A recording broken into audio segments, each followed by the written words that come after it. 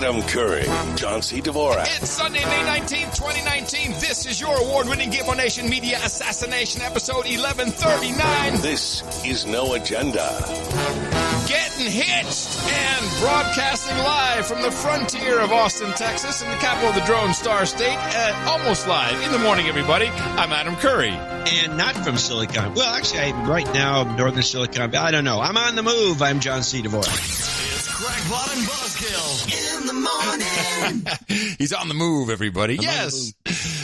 Welcome to episode number 1139 of the best podcast in the universe, a special day.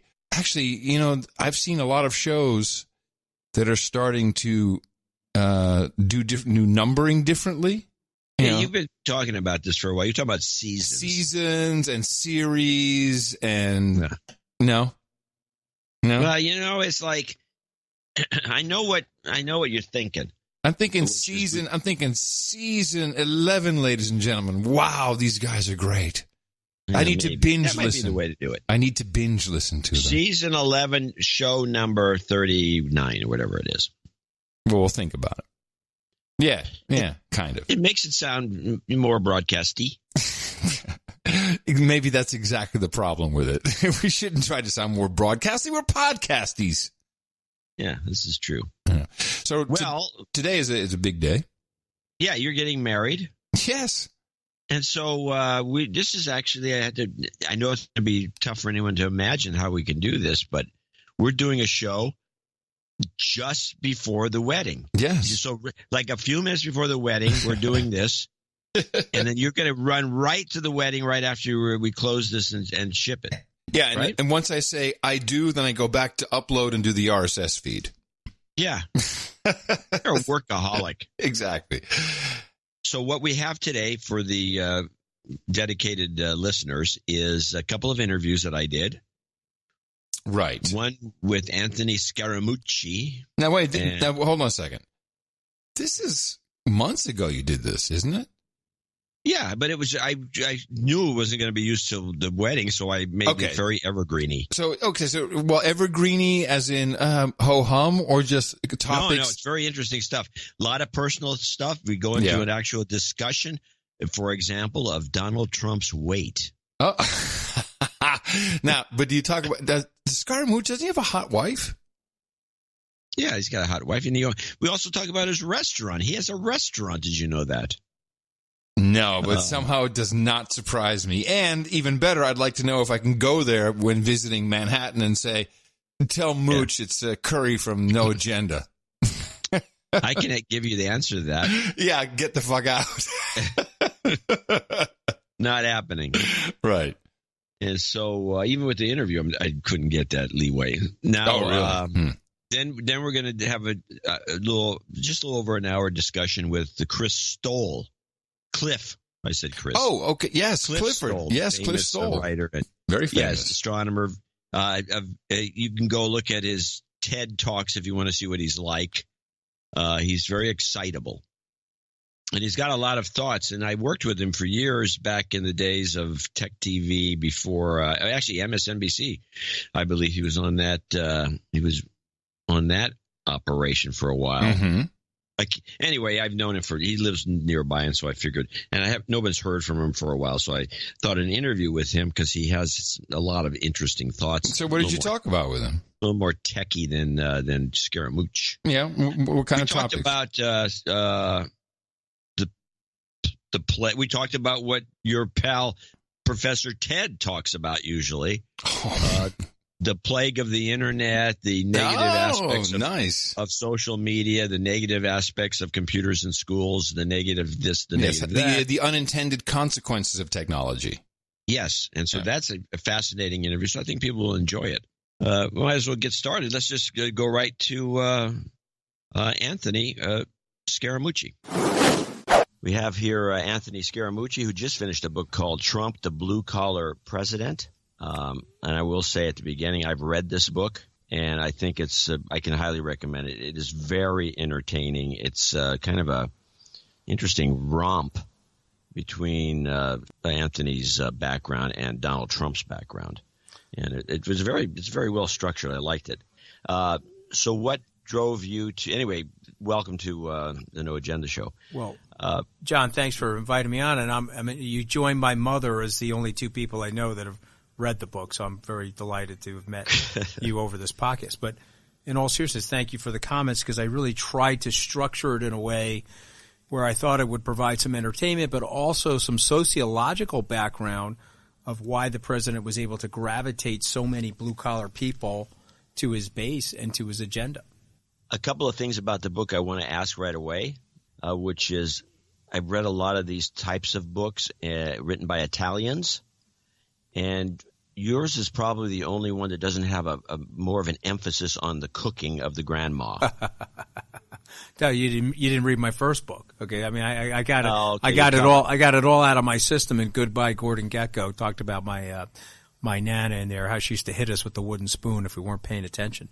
And if you read a lot of books about Italians that are my age, they are all reminiscent of the plastic covering on the furniture in those people's homes. Okay, my grandmother and grandfather had rugs that were they had plastic runners over them, and I think my grandmother waited until she was about 65 to take the plastic off the couch. I was an uncomfortable 40 years of that couch, man. Yes. In fact, I recall that era personally. I remember seeing people that had everything covered with plastic. I said, what are you saving it for? Somebody else? Right, exactly. That's Never made funny. any You sound sense. like me. That's what I used to say to my Nana. What is it? What is all? Well, I mean, is it going to be in the next generation or what? So are you the cook? No, I'm actually an Italian mama's boy, which makes me the eater and not the cook. You know, I'm the guy that dropped his underwear right where I took it off, and my mother swooped in behind me, and next thing you know, it was ironed and pressed. Okay, and so unfortunately, that ended for me in 1982 when I went to college, and so no, I'm very clean. I probably shower twice a day, but I'm the most disorganized train wreck, because I had an Italian mom, and I'm an Italian mama's boy. You are a hedge fund guy.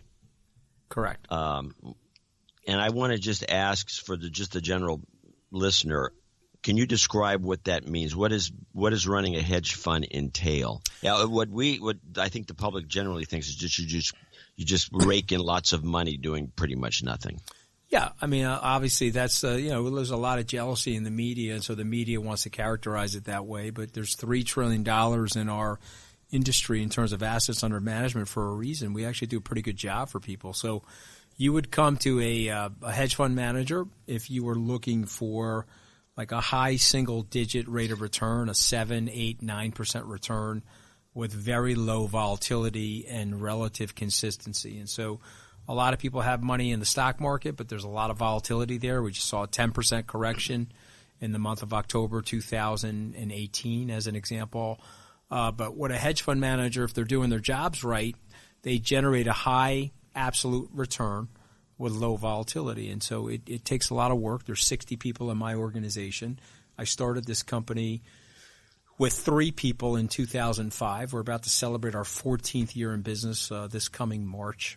And we've got about $10 billion under management. And one of the things that we tried to do is we tried to democratize the industry. And so I set up a structure, having gone to Harvard Law School and understanding the security regs, I set up a new structure, which has been replicated now, where we're able to have investors with minimums of about $25,000. So I've sort of opened up the hedge fund investing to the mass affluent. I wrote a book about this in 2012 called The Little Book of Hedge Funds, which was basically a primer or an explanatory book on what people should know about hedge funds, the pluses and the minuses for that matter. So, and that was well received. And we have about 41,000 clients, over $10 billion under management. And, one thing about the president, he made me as famous as Melania and Ivanka. I didn't have to sleep with him or be his daughter, but he made me pretty famous, and so it's raised the profile of my business, which has been helpful. Publicity is good. Yeah, I no question. And in my business, certainly, because we've got good performance to back up the publicity. Well, you've been on a lot of shows. I mean, you've been on Dr. Phil. Yep. You did a thing for Facebook. Yep. You went on Stephen Colbert right after you were released from the White House. Yep. What did you think of that experience? Because I watched that episode and I thought I thought they were rude, to be honest about it. Well, I mean, look, they're angry about the president. They don't like the president. They're building a fan base of anti-Trumpsters. So when I expressed a willingness to go on the show after Stephen was excoriating me during my time inside the White House, I think they were all taken aback. But I know how to take incoming. I was happy to go on and give my point of view. I was on Bill Maher's show this past weekend. I've done his show a few times. Again, it's like being a Yankee in Fenway Park or a Dodger in Fenway Park. You know, it's a rough place. But I feel that we've got to get back to talking to each other. You know, we may not agree ideologically. We may see the country going in different directions for different reasons. But if we don't talk to each other, I think it's a very big mistake. I like to tell people I'm a patriot first and I'm partisan last. I have a certain philosophical view based on my years of experience in business and my observation about what works from a point of view of policy. But what I don't want to do is ever close myself off to the other person's point of view. John Kennedy had a great line, which I share with everybody. He said, I spent a lot of time understanding the other side because there's obviously very smart people on the other side, and I may learn something from them, or conversely, they may sharpen and provide me with more ammunition for my own argument. And so we have to do that in our society. You get a perverse thrill when you try to describe a situation and Bill Maher, and part of that description entails somebody getting all worked up, and Bill Maher actually goes kind of ballistic right in front of you? Well, I mean, I can't tell you I'm getting a thrill because I'm trying to explain something, and but sometimes they have a hard time. It's very emotionally charged, So, what I think what I'm able to do though is I'm able to detach myself a little bit from the heat of the argument and try to relate to people where I think they really live is when all the emotions die down. Where they really live is in that common sense altimeter, where they can sense when someone's speaking common sense as opposed to spin or ideological pablum. And I like going on these shows because, I experienced Washington. I felt everybody in Washington was on spin cycle, but most New Yorkers are on a rinse cycle. And so for me, I can sit there and, I don't have any prepared notes. I don't have any sound bites that I'm ready to spill out of my mouth at a moment's notice. And I'm just trying to respond and interact with somebody on an intellectual basis. And hopefully, if I'm not winning them over, at least I can explain directionally why half the country feels the way I do. What do you think Trump's top skills are? He's got an unnatural level of charisma. Unnatural. It has to do with the fact that he has decided that he is going to be completely uninhibited in a media environment. That's 45 years of doing radio, television, public speaking, signing books, writing books, promoting his brands. He has a completely uninhibited approach. And again, I'm not picking on these people, but let's go over the 17 other candidates that were in that race that were running against him for the Republican nomination. They are, they've got the millstone on their necks of consultant speak, the millstone on their necks of practiced, can't say certain things that could be offensive. And so he has that capability. He's got unbelievable political instincts, unbelievable. And I write about that in my book. At the end of the day, he could have had 10 political consultants telling him to pick choice A, but he felt choice B was the right choice. He would go with choice B. He had people telling him, listen, you're not going to win in Wisconsin or Michigan. Don't spend any time there. And don't spend any time in Pennsylvania. That state's really not purple. It's been blue for 32 years. Don't spend any time there.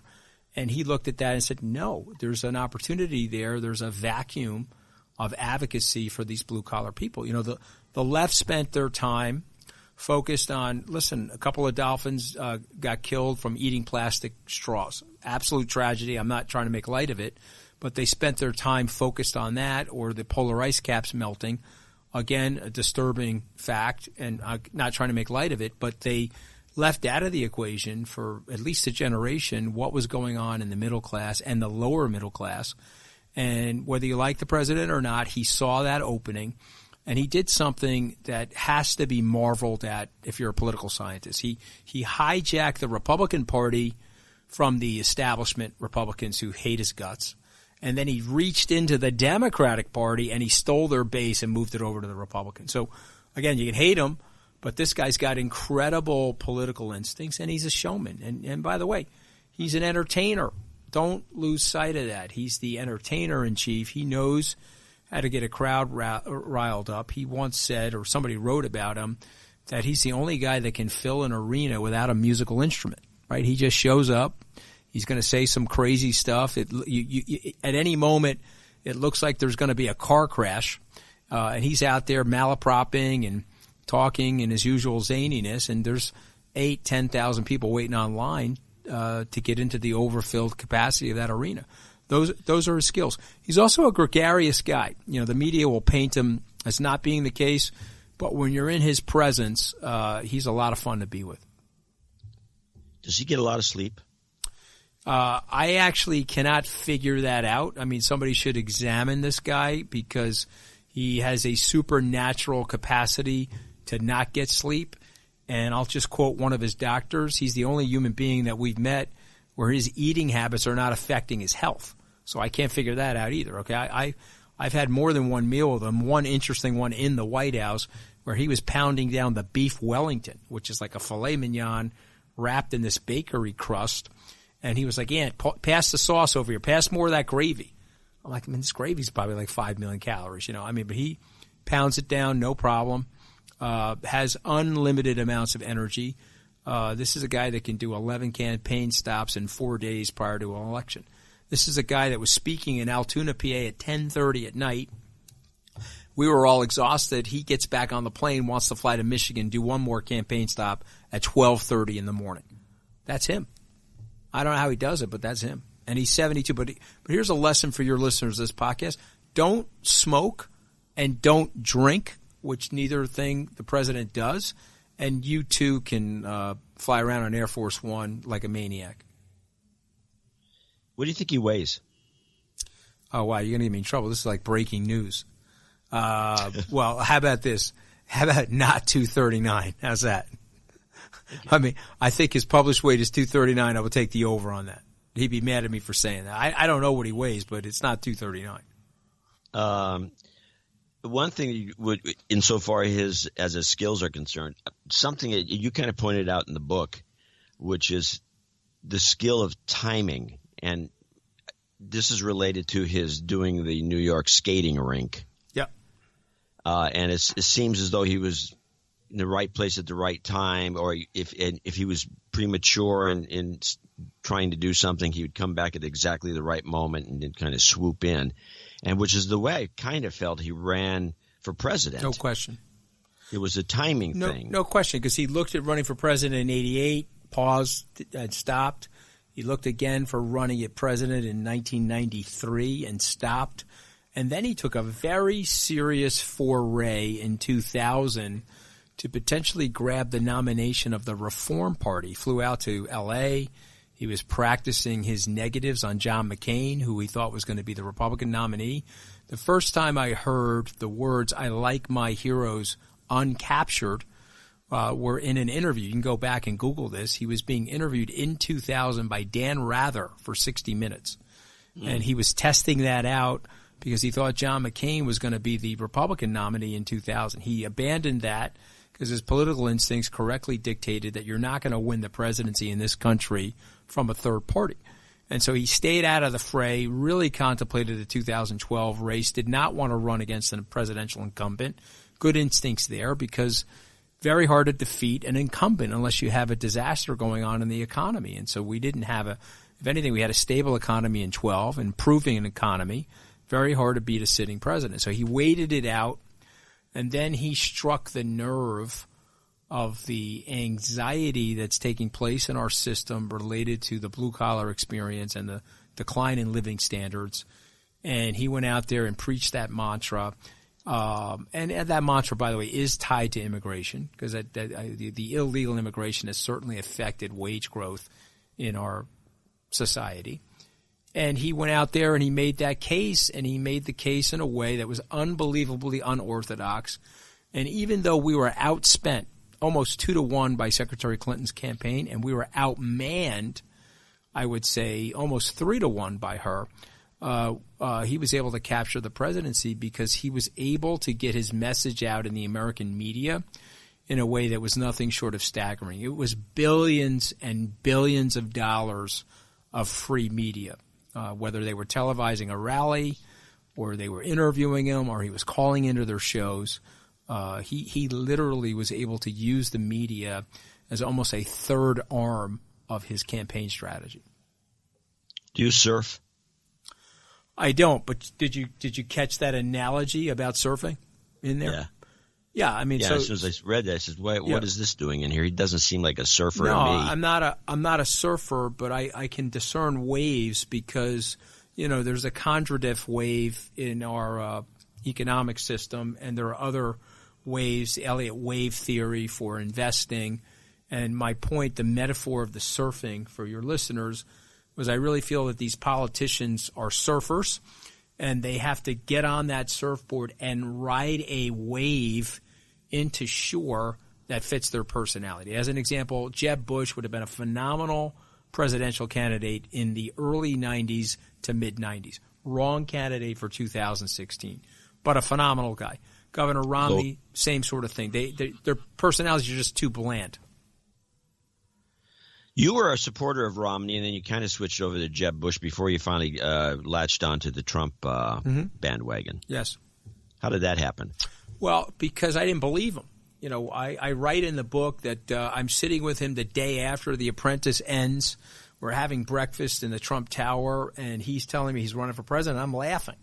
I'm like, you're not running for president. I mean, come on. You weren't the only one doing that. Yeah, of course. And he said that, I said to him, he said, you weren't watching The Apprentice last night? I said, no, of course not. He goes, well, you were the only one that wasn't watching it. I was fantastic. I said, oh, I'm sure you were. But he's like, well, it's over now. I'm running for president. I said, no, you're not. He said, no, I totally am. I said, let me tell you something. I said, you're at 2% in the polls. You're not going to run for president. He goes, I'm at 2% in the polls because people are like you. Okay, they think I'm not running. But the minute I start running, I'm going to shoot to the top of the polls, and I'm going to stay there until I win the presidency. And I got to tell you, at least on the Republican side, that's what he did. Go take a look at those polling numbers. There was nobody in shooting range. Yeah, a couple of guys won because of the party system and the establishment. They won a few primaries against them, but very few.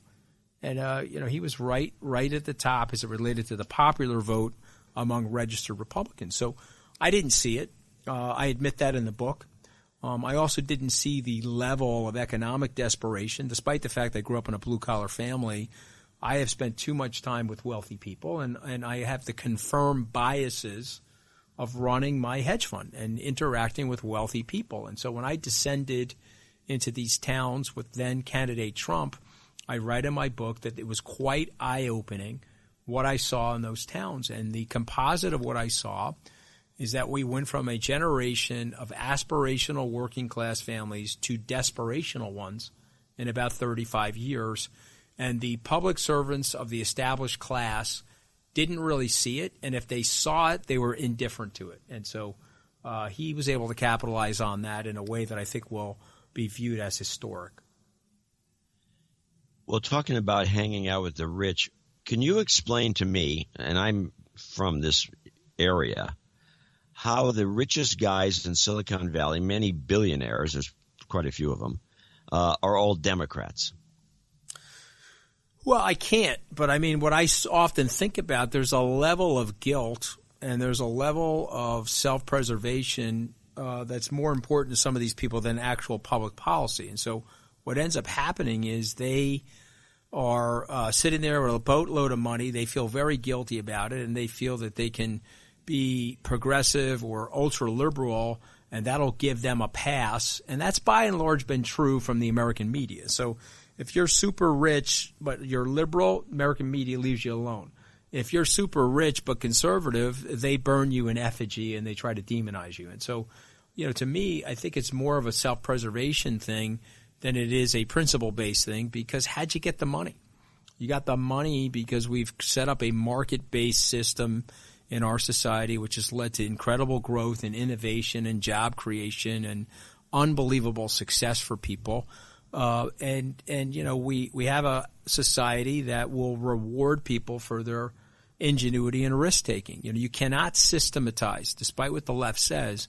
You're never going to be able to systematize an equal outcome. We should be way more focused from a policy perspective on figuring out ways to create more equal opportunity, where our educational system, K through 12, the public system, is a failure. It's broken. It's very uneven. We should be spending more time figuring out a way to get a kid who's living in a less than affluent neighborhood a good public school education, as opposed to trying to figure out how to overtax people and wealth redistribute. It doesn't work. It slows down growth. It slows down opportunity, and it stunts the system. And if you don't believe me, we have 150 years of documented history on this throughout the world where people have tried it. When you first showed up at the White House and then left 11 days later, my take on it was that, well, here they brought this guy in as a hatchet man to get rid of Reince Priebus. And Bannon. But as I read the book, it obviously was a more convoluted road. Yeah. It wasn't as though they just brought in you as a hatchet man to get rid of Reince Priebus. Yeah. But that's kind of what it looks like in hindsight. Yeah, well, listen, I mean, I definitely served that purpose. There's no question about that. But if you remember in the book, I was offered the OPL position. Yeah. I accepted that job. Priebus and Bannon tried to block me from that job. And then I did something really, really stupid. I mean, I did many things stupid, but the biggest stupid thing I did was I put my pride and my ego into trying to secure that job. You see, that's what I did. Let's back to you mentioned the Bannon and Priebus forming a coalition of bad guys, which you thought was peculiar because they weren't similar characters by any means. And they wanted to block you from that particular job. Why do you think that was? I mean, did you have some sort of a better in with Trump? Did you, because you knew him more you knew him personally, or what was the purpose of their trying to block you? Why didn't they just let you go there and then just leave you there? Yeah, I mean, that would have been a better strategy, I think, for all of us. Right? If they just let me alone, I think Priebus probably figured I was tight with the president, and who knows, him and me together.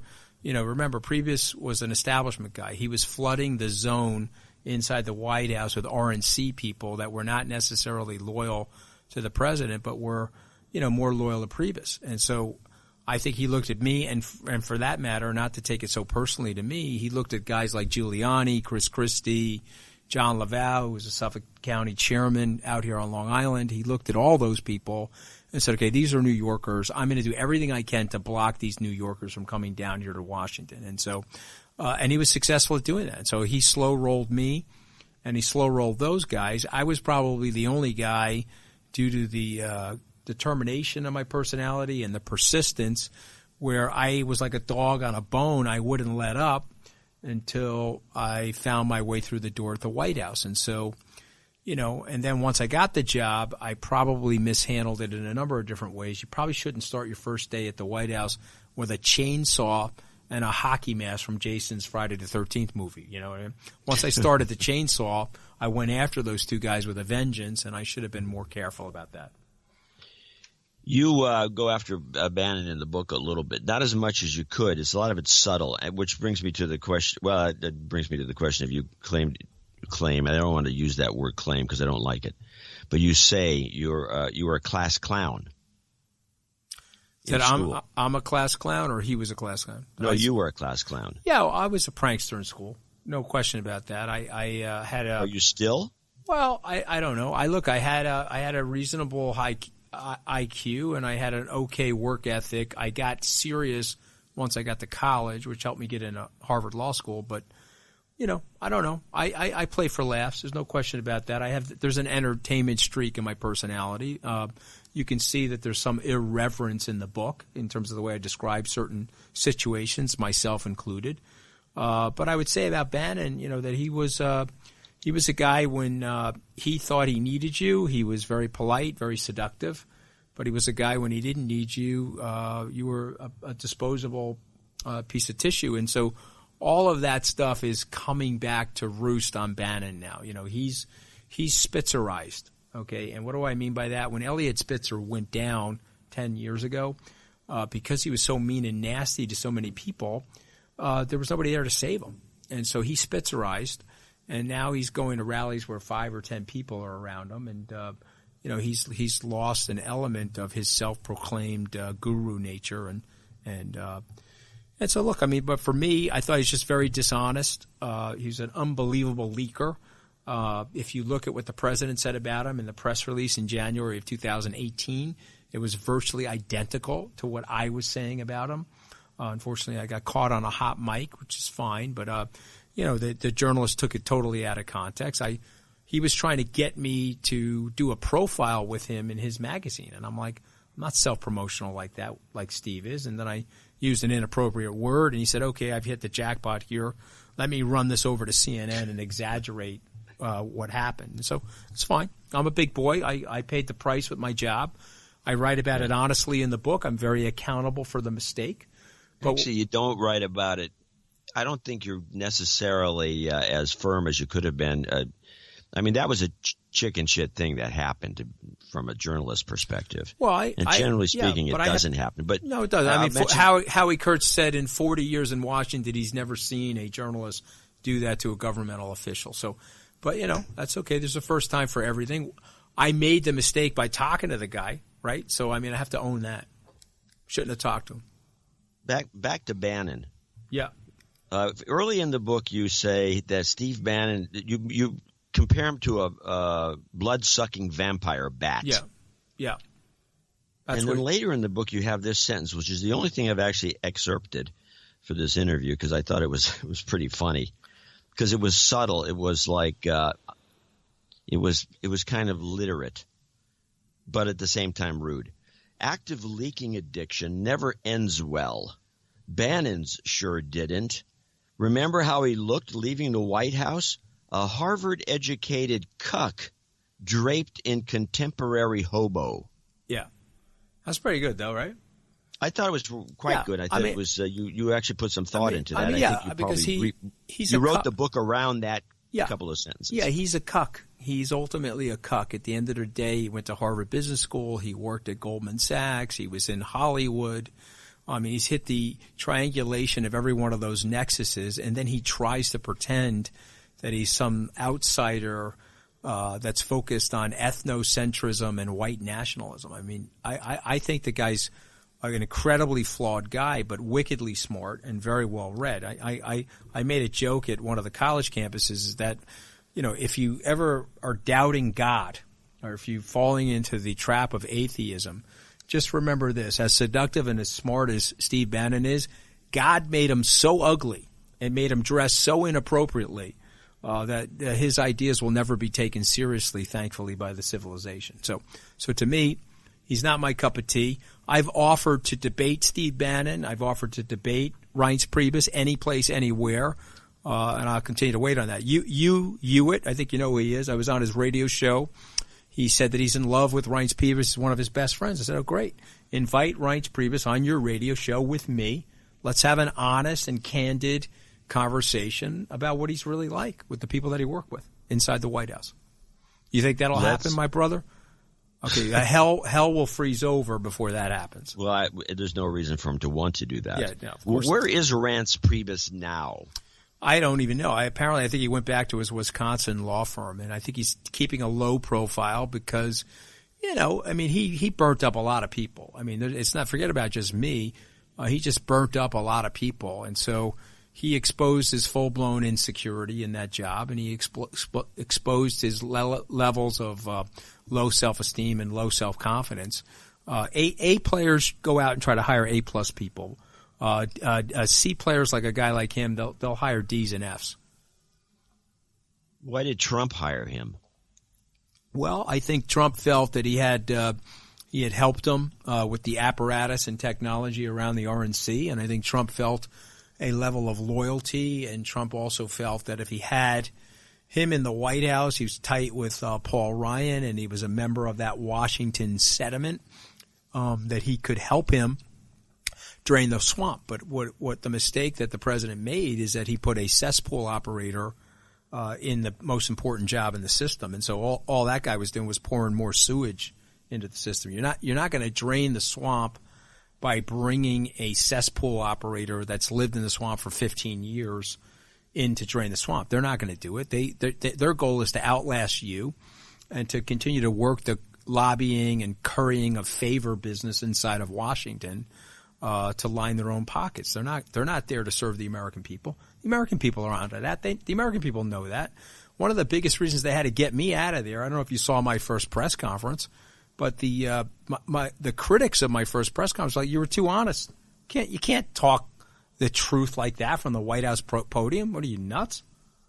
But the American people know it. That, one thing that the president has done for the society is he's fully exposed the cockroaches that live in the kitchen known as Washington. Okay, the lights are on now.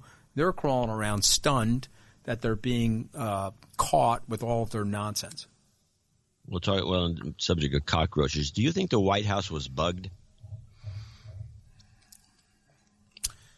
I don't know. I gotta believe no. But I will say this: they dismantled the Oval Office in August of 2017 and rebuilt it. And so I'm hoping that the answer is no. I don't know the answer. It just seems like a lot of the stories that the media was picking up on always predate the moment that the Oval Office was reconstructed. Just coincidence, maybe? Yeah. Not sure. Coincidence, but it's also previous and Bannon. There were 60 to 70% of the leaks. Once they were removed, the leaks really did go down dramatically. Still leaking. Every White House is going to leak, but it's not leaking with that level of animosity and that level of venom towards each other. That's gone down a lot. What do you think of the New York Times hit piece on Trump? Which if you read in great detail, this is the recent one where Trump apparently never had any money to begin with, and he was pretty much financed by his father, Fred. And if you read between the lines, it kind of implies, against all logic, that Fred Trump was a multi-billionaire that could just throw tons of money at his son. Yeah, I mean, listen, I've seen the documentary Active Measures. He's apparently he's a puppet of Vladimir Putin, and now he just siphoned all the money off from his dad illegally. And, I've heard all of these different things. But if you really look closely at the article, whatever happened there between him and his dad, it was clearly inside of the seam of the tax code. And I took taxation in law school. There's a very famous decision. The name of the justice is Justice Leonard Hand. You could Google the decision. It's about what you're allowed to do and not allowed to do as it relates to the tax code. And Justice Hand basically says you can be aggressive as long as you're inside the seam of the code. And so I think that they're stretching things a little bit in that story. I don't know if the president got $1 million from his father to start his business or $413 million to start his business. But it doesn't really matter to the average American. I think that's the point. The average American views him as a very successful guy. He was successful in real estate. He had a rise and fall, which I describe in the book, and then he rose again. So there's a level of force and determination in his personality. He went on to become a television star. I don't think anybody can take that away from him. And then from the process of being a television star, he switched over to American politics, and in 17 short months became the American president. So, I'd like to think that given the high-profile nature of the president's life over the last 40 years, if he was really doing something aggressively nefarious, as what is being described, he's such a high-profile target for a DA that wants to be the mayor or the governor, they would have gone after him with a vengeance. So I put about the same level of weight on that story as most Americans do, which is, moving on. I think that's probably what the reaction was, but it was followed up then by an anonymous op-ed, which was rare, written by some supposed insider in the White House. Do you think that was an insider in the White House? You think what's your take on that, and who do you think it might be? So I got an 11-day PhD in Washington scumbaggery. Okay, so I can tell you that there's no way a senior guy would have written that. And so what they would have used is a cutout. They would have gotten one of the junior guys to write that and put it in there. And so what that is that's a cockroach survival note. And so the chef is in the kitchen. He's going to be here for 4 to 8 years. But my fellow cockroaches, I'm going to survive him, and so will you. And when I return back to cockroach land after serving this guy, I want you not to treat me poorly. And that's basically what that was. That was to me, it was the most dishonest and most disloyal thing. You're serving the elected president of the United States, the leader of the free world. You may not like him, but if you don't like him and you don't like his policies, then leave. I just think that was the most dishonest, most disingenuous thing. And again, another example of why the American people actually hate the swamp, and they hate every aspect of the swamp. What's the New York Times grudge against Trump? He has been right and they have been wrong. That's the grudge. They had a circular 2 years ago. They had a 7 or 8 page circular on the case against Donald Trump, and it wasn't just an editorial. It was like an 8 page circular that they inserted into the newspaper. And then they had to apologize to him after the election. They had to apologize to him. Do you follow what I'm saying? So yeah, but what was the form of the apology? Well, the apology was we were too bellicose with our rhetoric. We were too negative. They've ramped it up subsequent to that. But I'm just saying that the New York Times is they don't like the president's policies. They don't like the president's personality, and they don't like the fact that the president's winning. And they've been on the losing side of the argument for the last 36 months. So they're going to continue to be in that camp. And he's done a masterful job of getting these left-leaning media establishments to hate his guts. He has figured out by throwing Molotov cocktails or puffery or exaggerating statements, they're going to act like hall monitors, fact-checking him, and the whole, Charlie Brown teacher, that's what they're doing on their television shows. And he's laughing. He knows that he's got them totally distracted. And as Jon Stewart said the other day, that he has figured out that he may be a narcissist, but they're as narcissistic as him. And he's made it about them, and they love talking about them on their shows. And so that was a masterful thing that he's done so far. Masterful. You liked Stone's movie Wall Street. I did. You mentioned this in the book. Yeah, I did. But you didn't mention The Wolf of Wall Street. I would like to know, Wall Street is the Gordon Gekko movie, for anyone who doesn't remember it, with greed is good and all those sorts of cliches. And The Wolf of Wall Street, of course, was more about the excesses. And you're in the business, so what do you think about comparing those two movies? And what do you think of The Wolf of Wall Street? Well, the reason I like the Wall Street movie is that I was a young man. I was in my mid-20s when that movie came out. I was 23 or 24, and I was aspiring to go to Wall Street. And so even though it was a cautionary tale about greed and excess, I thought it was well presented. And Michael Douglas won the Academy Award for it. And in the second movie, Oliver Stone came to me and gave me the opportunity to play myself in the movie. And so there's pictures of me in my office here with Josh Brolin and Michael Douglas with my kids. And so I learned a lot about the artistic interpretation of Wall Street. And my first book was called Goodbye, Gordon Gekko, How to Find Your Fortune Without Losing Your Soul. And basically it was titled that way to talk about the fact that greed actually isn't good, and you have to take a long-term approach to things in the world of financial services. And so I'm fond of that movie for those sentimental reasons. I was asked to be in the Wolf of Wall Street. I have a good relationship with Leo DiCaprio and Bo Dietl, who played one of the roles in the movie.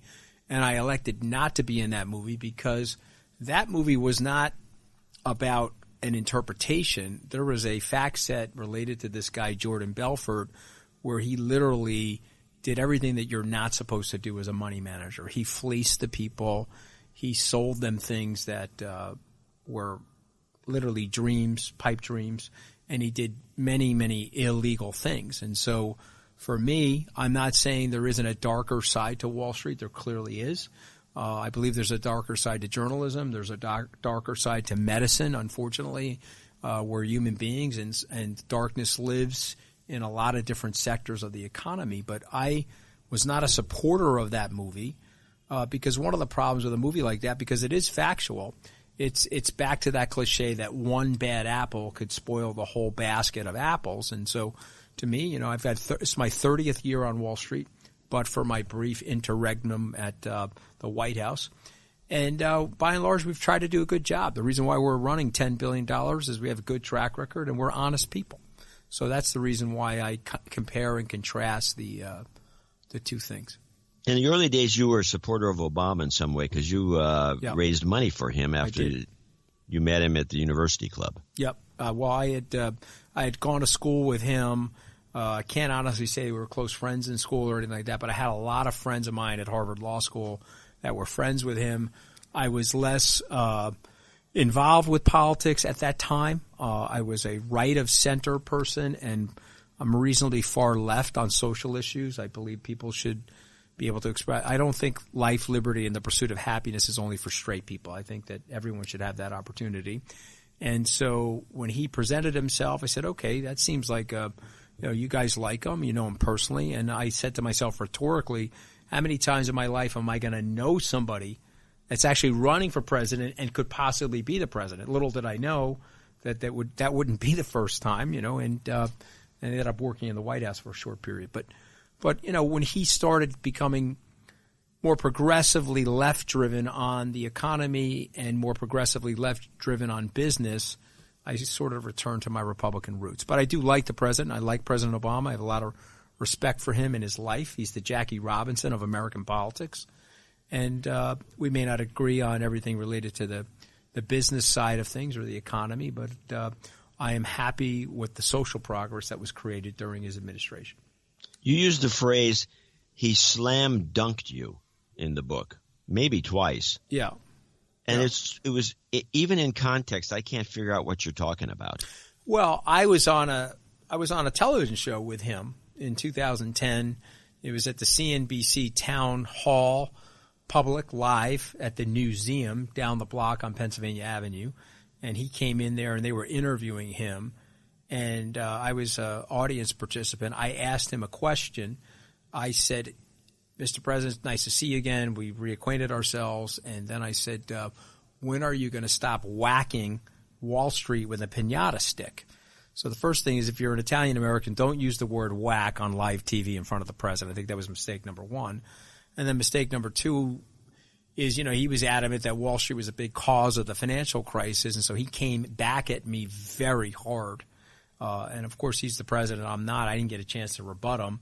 And so he metaphorically slam dunked me on that live television show, so much so that Jon Stewart that night on Comedy Central lampooned me to the great delight of my teenage children at that time.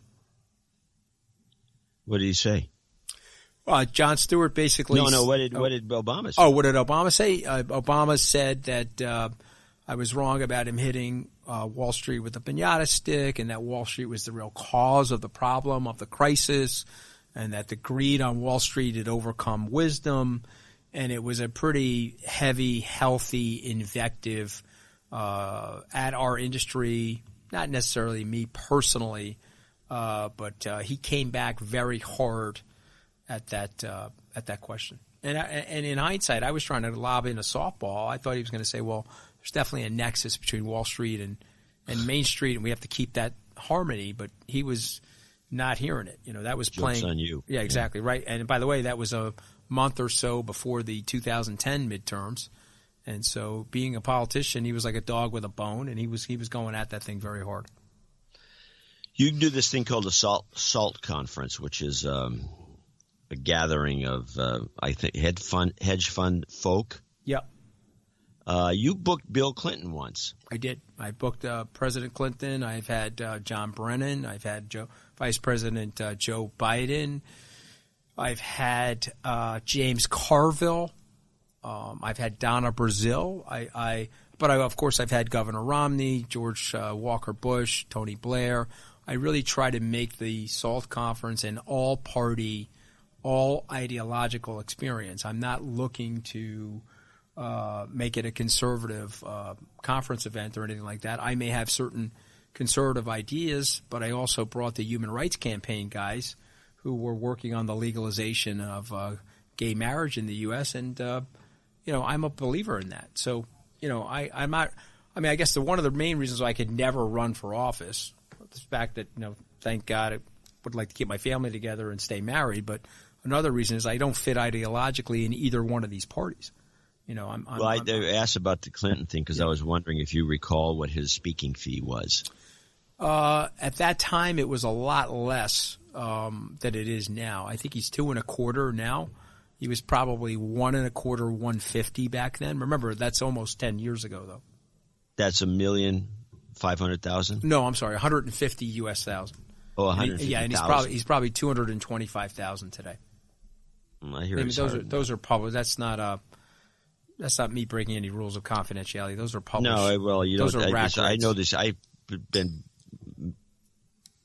been represented by a number of speakers bureaus, and I know what the rules are. And if you want to book Bill, if you want to find out Bill Clinton's speaking fee, create some sort of a function, and then call one of them up and ask him what it costs to get him, and you'll get that number. Yeah, I think that's his going rate right around now. And by the way, he did a very good job. He was articulate and thoughtful, and he answered questions. And again, you may not agree with everything that he has to say, and there may be elements of what he had to say related to the economic stewardship of the 1990s under his watch. But at the end of the day, I think it's a valuable voice. I would, as an example, I don't know if he would ever be available for this, but I would be interested in booking President Obama. No problem. And of course, at some point, President Trump. I'm thinking he's going to be available. Okay, well, I'll have to see. I'm sure it'll be a lot of dough, though. That'll be another consideration for me. Can you explain the Trump-Cruz relationship? No, I actually can't. I mean, I don't think anybody can, but I can offer up some things about life and the political expediency. I think that the scarring and the battering in terms of the way these guys went at each other in 2016 has been subordinated to political survivorship and the president's need to have somebody that's right-leaning in a red state and keep the red state red. And so they've subordinated some of their personal invective towards each other. And it goes back to that age-old adage that politics makes strange bedfellows. So you could read what they've said about each other, and you would say, okay, those guys are probably not going to be talking to each other anytime soon, but yet they had a rally where there were tens of thousands of people at the rally in Houston. So it's going to be close, but I do think Senator Cruz wins in Texas if you look at the latest polling. Do you have a publicist? I have a PR person for Skybridge. I had a publicist coming out of the White House because I thought I needed somebody to bounce some ideas off of in terms of how I was going to recover from that media excoriation. But that was more of like a crisis management person than anything else. You mentioned you have a restaurant. Yeah. What is it? What's it called? Yeah, so I have a restaurant on 44th Street called the Hunt and Fish Club. If you know anything about the Mafia, I named it after John Gotti's social club. He used to call it the Bergen County Hunt and Fish Club. So I figured if they're going to stereotype me in our civilization, why not put that on my restaurant? So it's a great steak and seafood place. It's located in the Theater District on West 44th Street, 125 West 44th Street. It's got great ratings, very strong clientele. It's a beautiful setting, and pursuant to the free market and market-based economics, I made the chef an owner of the place because he's that good. Always a good idea. Amen. Right. I'm going to name a bunch of people, and if you can just give me a quick response because we're getting near the end here. Yeah, sure. Just tell me what you think of them. I think we already know what you think of Priebus and Bannon. Yeah. Kellyanne Conway. Nice person, very loyal to the president, great messenger. I think she clearly helped him win the presidency. 52% of the white women voters voted for President Trump, and I think you could really point to her as being one of the reasons why. I used to follow Kellyanne Conway before she was Kellyanne Conway in the 90s. Mm-hmm. And she was one of the sharpest wits on talk shows. No question. Very impressive. Very impressive person. Jared Kushner. Super smart. He's shifted into a down gear to be a little bit less high profile because of the flack that he was taking from John Kelly. But I think he was very instrumental in the renegotiation of NAFTA, and I think he's helping the president on the China trade issue as well. And he's obviously a very loyal, very smart guy. John Kelly. I applaud his service to the United States, 40 years in the Marine Corps. He also lost his child, so he's a Gold Star family member. And so I applaud him for his record in the military. But he's just, in my opinion, as I express in my book, he's just not well suited. His management style and the militancy of his management style is not well suited for a civilian organization. And I think he's hurt the morale inside the White House. In the book, you say he hates Trump. Oh, there's no question about that. I don't think anybody believes that he likes him. And he's made it clear to people outside the doors of the West Wing. So it's not like I'm saying something that isn't true. Ivanka. Ridiculously smart, gifted person, great public speaker. Obviously, she's got some elegance and class to her style and personality, and I think she's invaluable to the president. I think she's helped him in so many different ways. Mnuchin. Extremely competent, very cautious guy, has done a good job of pushing through the tax reform and other regulatory reform, and extraordinarily bright. And again, he's an unsung hero of the Trump campaign because he was the fundraising chair and he did a great job on the fundraising side. General Flynn. An American hero. I think he got treated badly. I'll just echo what President Trump said.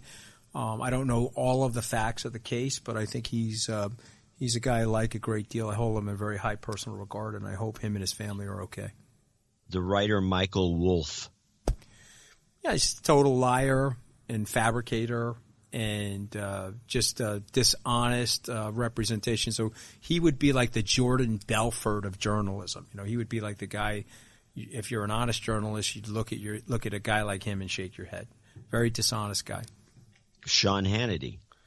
He's one of my best friends. We grew up very similarly on Long Island. Obviously, he endorsed the front cover of my book and the back cover for that matter. And he's a fighter. Sean Hannity's a street fighter. And so when I wake up in the morning, I say, man, I got to get to work because I know Sean's working 3 times harder than me. Mueller. Don't know him. He's got an impeccable reputation, and I do believe that whatever process is going on there, I think he will treat people fairly. That's just based on reputation. Don't know him personally. Comey. Just, again, don't know him personally, but seems very sanctimonious. He's another guy I would love to debate because I read through his book. I can't tell you honestly read the entire thing, but there's a lot of sanctimony there and there's a lot of righteousness. And no one is that infallible. So, when you look through my book, you'll see that I'm citing a lot of my mistakes and missteps in life and things I wish I could have done better. And so I just think there's a lot of sanctimony in Comey's book. And it's just too disingenuous for me. George Papadopoulos. Don't know him. He probably got set up. That's what it feels like, and I think the court system knew that, which is why they gave him such a lenient sentence. Don Jr. Very good guy. Super loyal to his dad, down to earth. He's a great campaigner. He's got a great message out there. I campaigned with Don in the month of September throughout Pennsylvania. And Don is a very high-quality guy.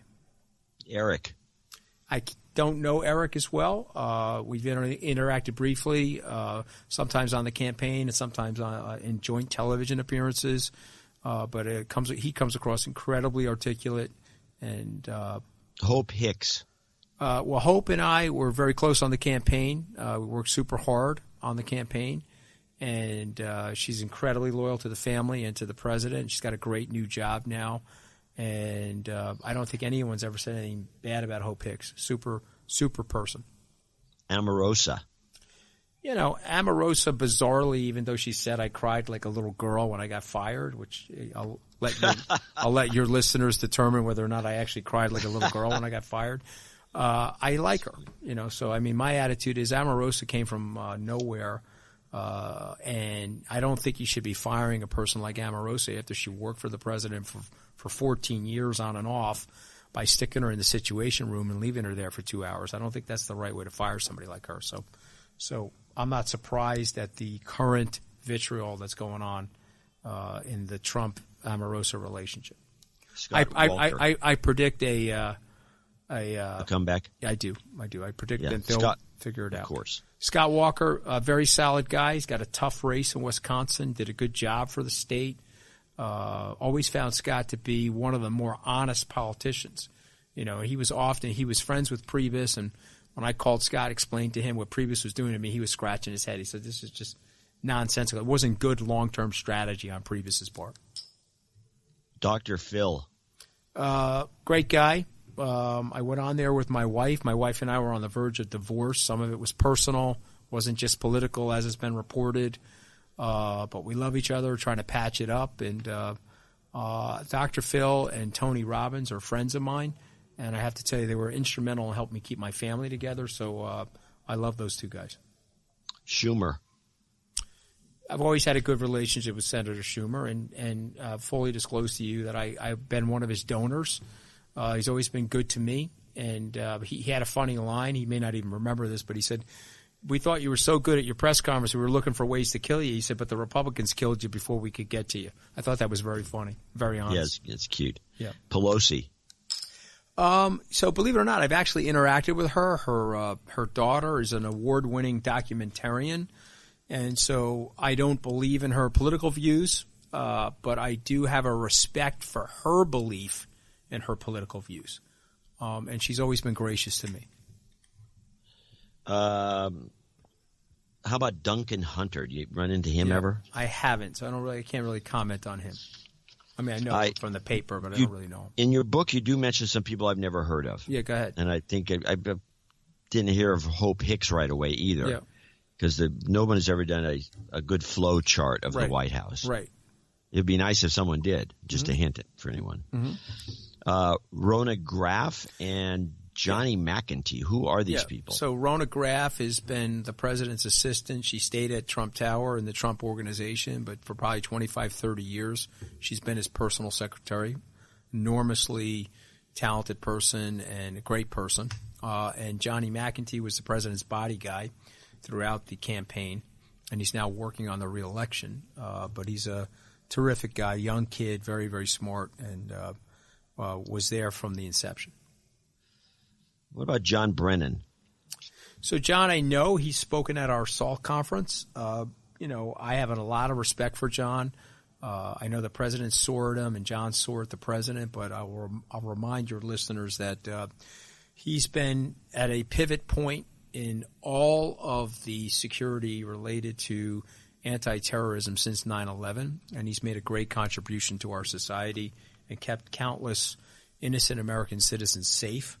And I wish that him and the president would dial back the rhetoric towards each other.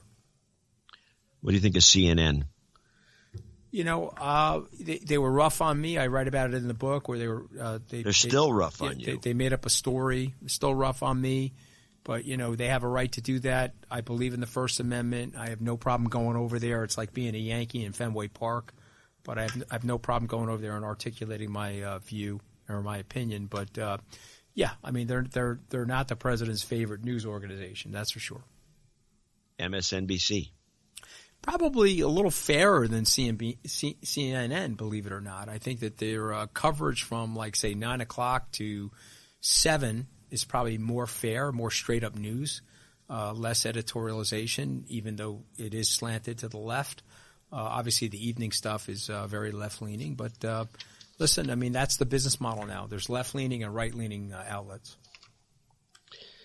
What did you think of the Mitt Romney moment when he comes out and trashes Trump with one of the really just excoriating commentaries, calling him a criminal, more or less? I thought that was a mistake. I suggested to Mitt's body guy and Chief of Staff Spencer Swick the day that he was making that speech to please not make that speech.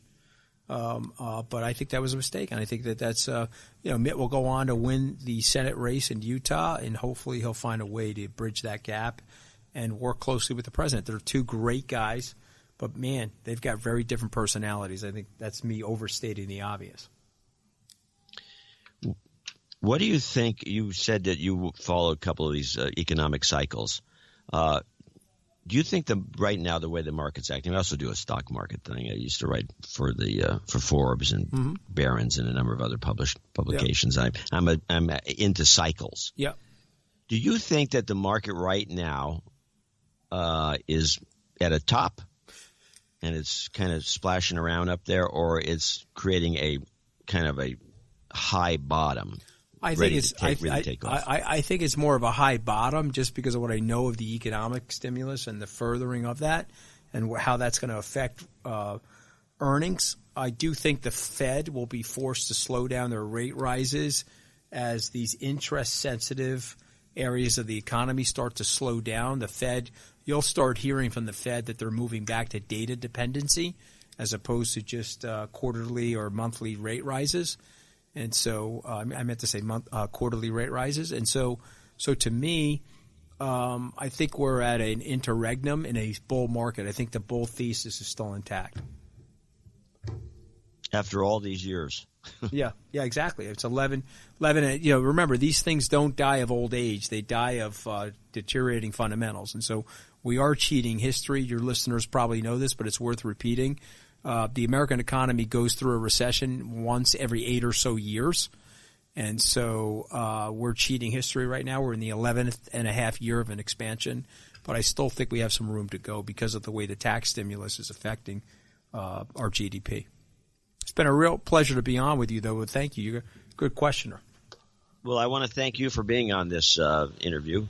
We do these every so often, and we put them together. And as part of our show process, we take a day off and we put these interviews on. And that's I read your book. I thought it was a book I could easily recommend. I think people, especially travelers, you could probably read the book on a round trip flight. That's what I was hoping for. Exactly what I tried to create. I tried to create a airport book where you're going to your destination and returning home. You'll finish it, and hopefully I've left you with some honest insight into what I saw at the White House, but also during the campaign. Yeah, it was very entertaining and had a lot of good chunks of irony and other screwy things in there the gossips out there would love this book. I think you're going to have a good time reading it. I want to thank you for being on, and we'll talk again maybe sometime. I'm in New York. I can buy you a cup of coffee after the market crashes. Please, come in, and we'll lament the market together. God bless. Okay, hope to see you soon. Thanks. I'm going to show my support by donating to No Agenda. Imagine all the people who could do that. Oh, yeah, that'd be fab. Yeah, on No Agenda. In the morning. We have plenty of people to thank. Hold on. I just want to say, nice.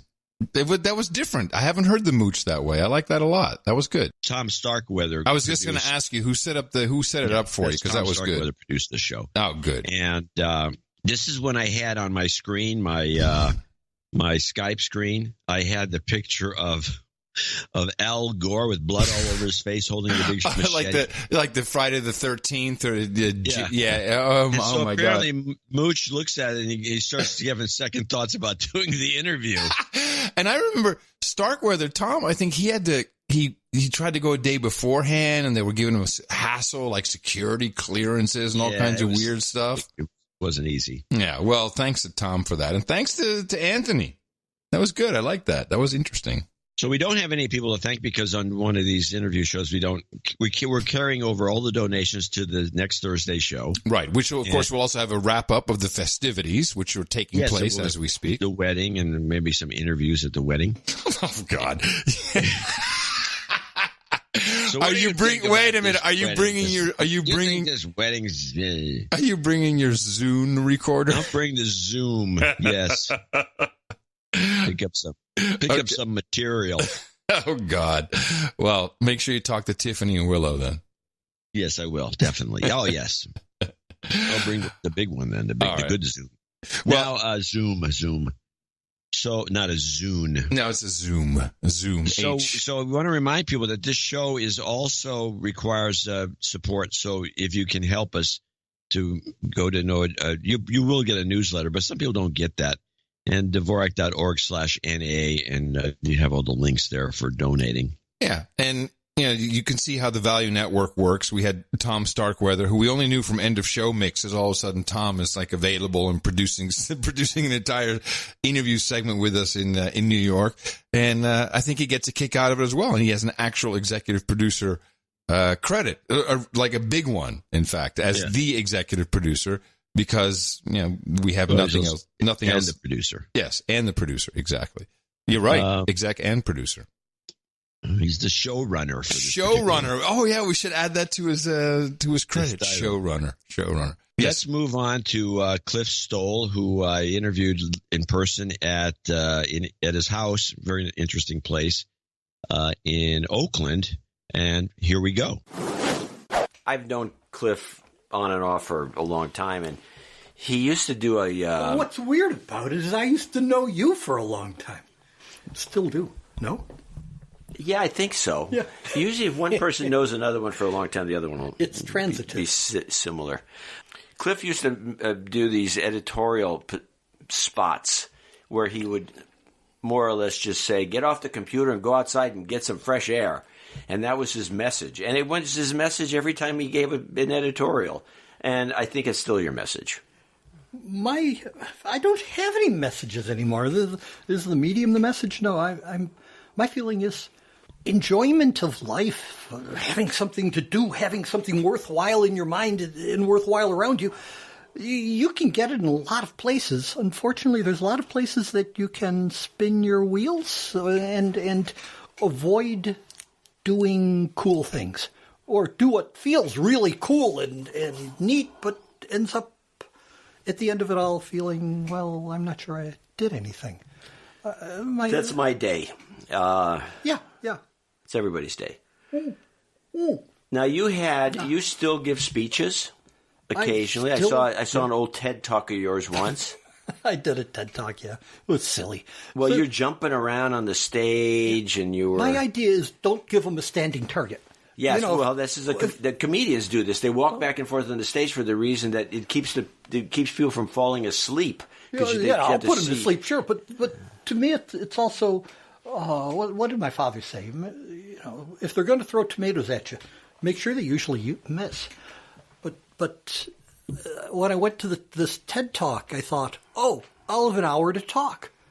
So I thought there's only 18 minutes. That's right. I get there, and the guy says, you've got 18 minutes. I say, yeah, but I've outlined an hour's talk. He says, well, compress it down. So instead it's just that easy. Oh, yeah. So I just said, I'll keep the same things. I'll just talk really fast, which is pretty easy because one of the very few things I learned in grad school was talk fast and get out of there before they can understand what you're not saying. That's a good... I never learned that, but I can understand it. Now, let's go over some of the things some of your ideals.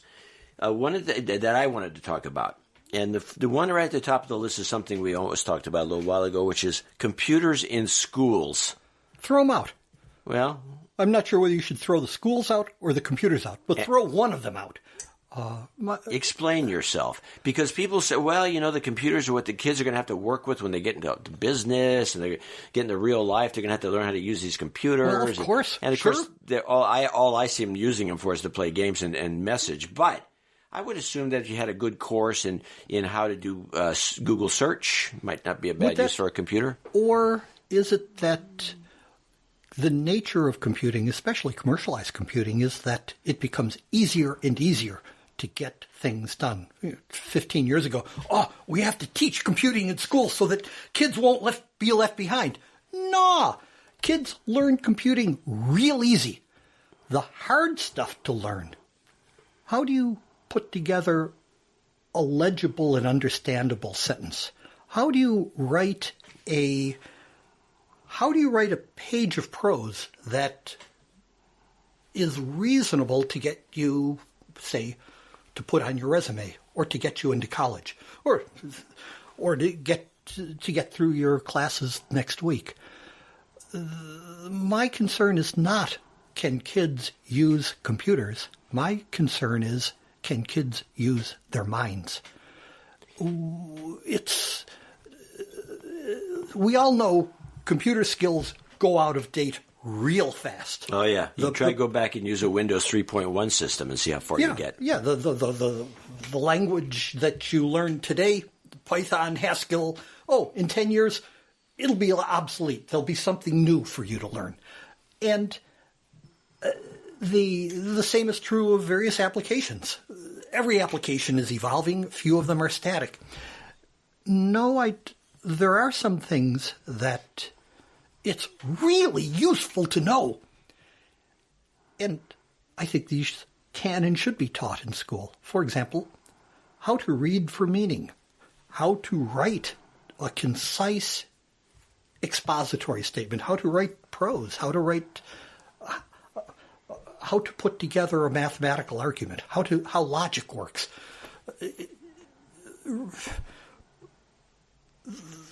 That students, very few students graduate from college today having read Shakespeare.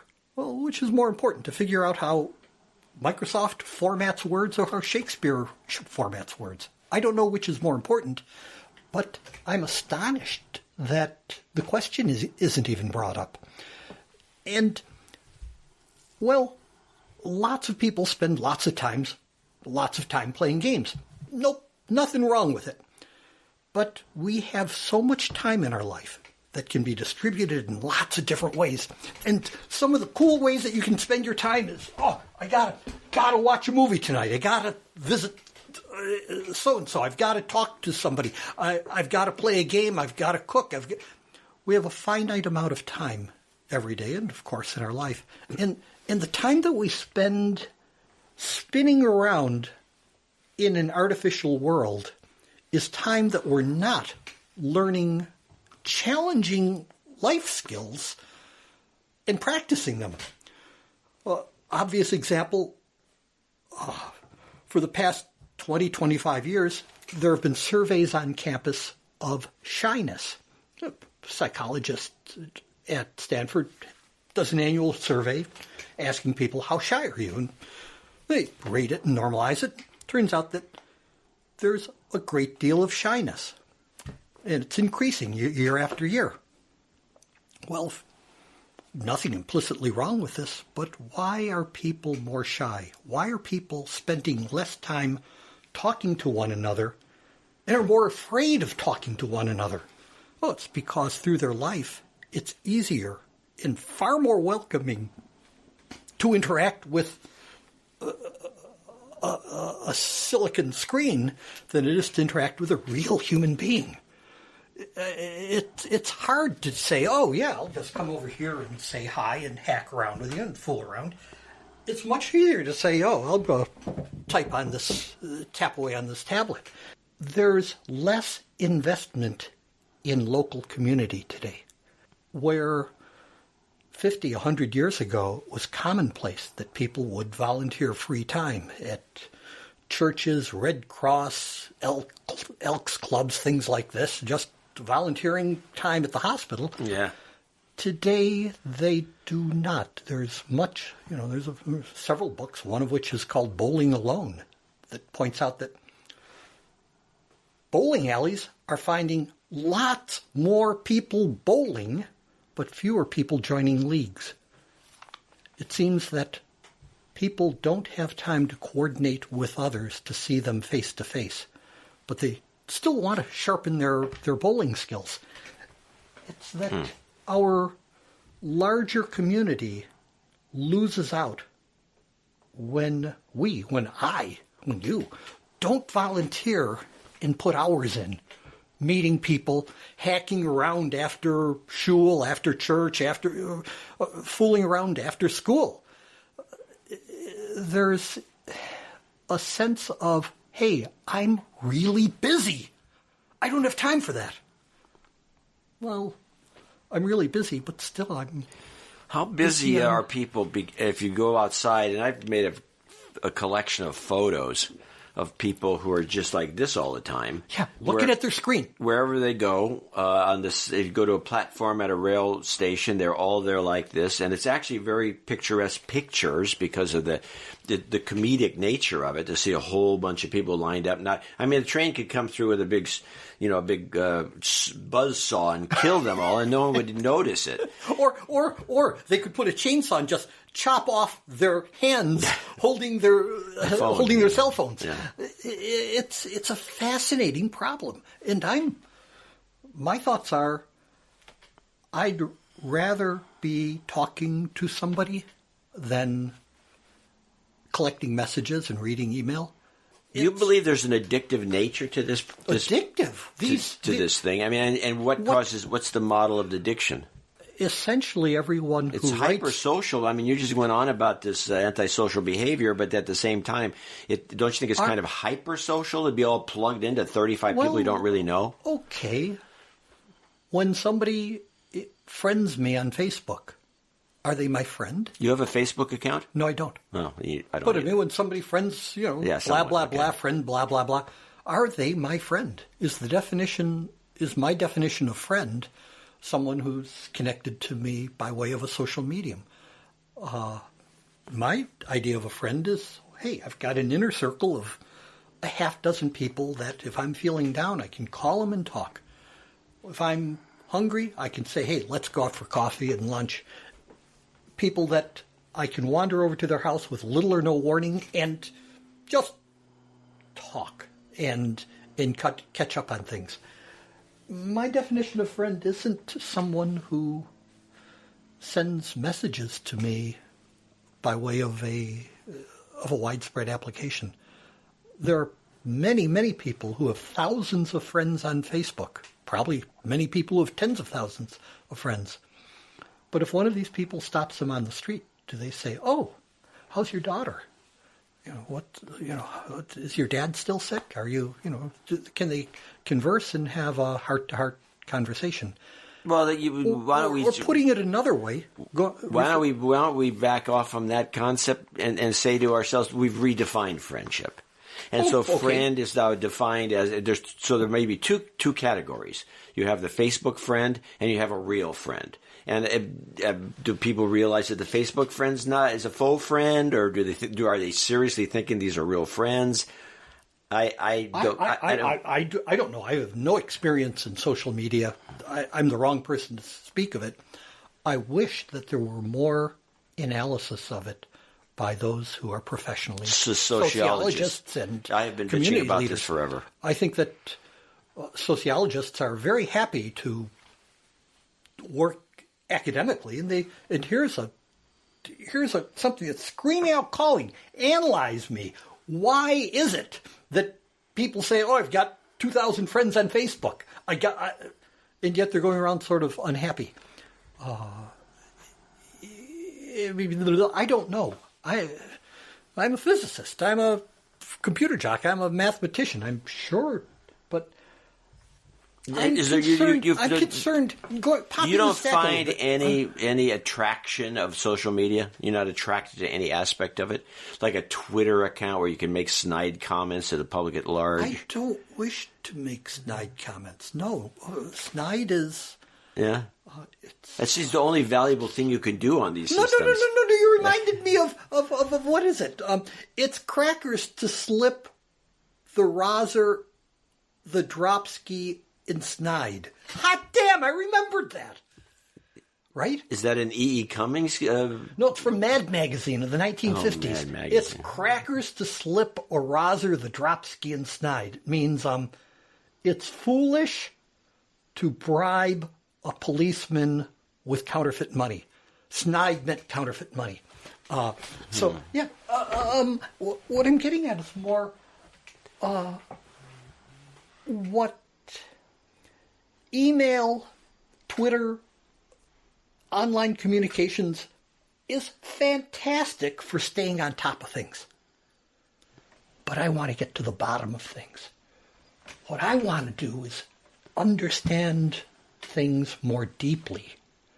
And that means not being interrupt-driven, not being pushed around by every notice that comes to me, but rather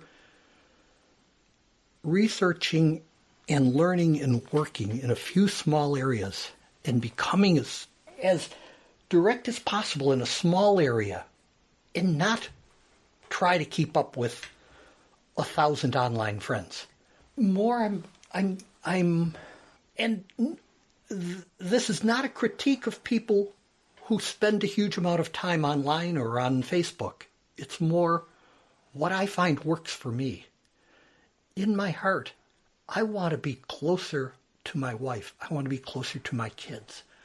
I want to be closer to my community, my neighborhood. We're going to be making plum jam, sharing it with the people next door.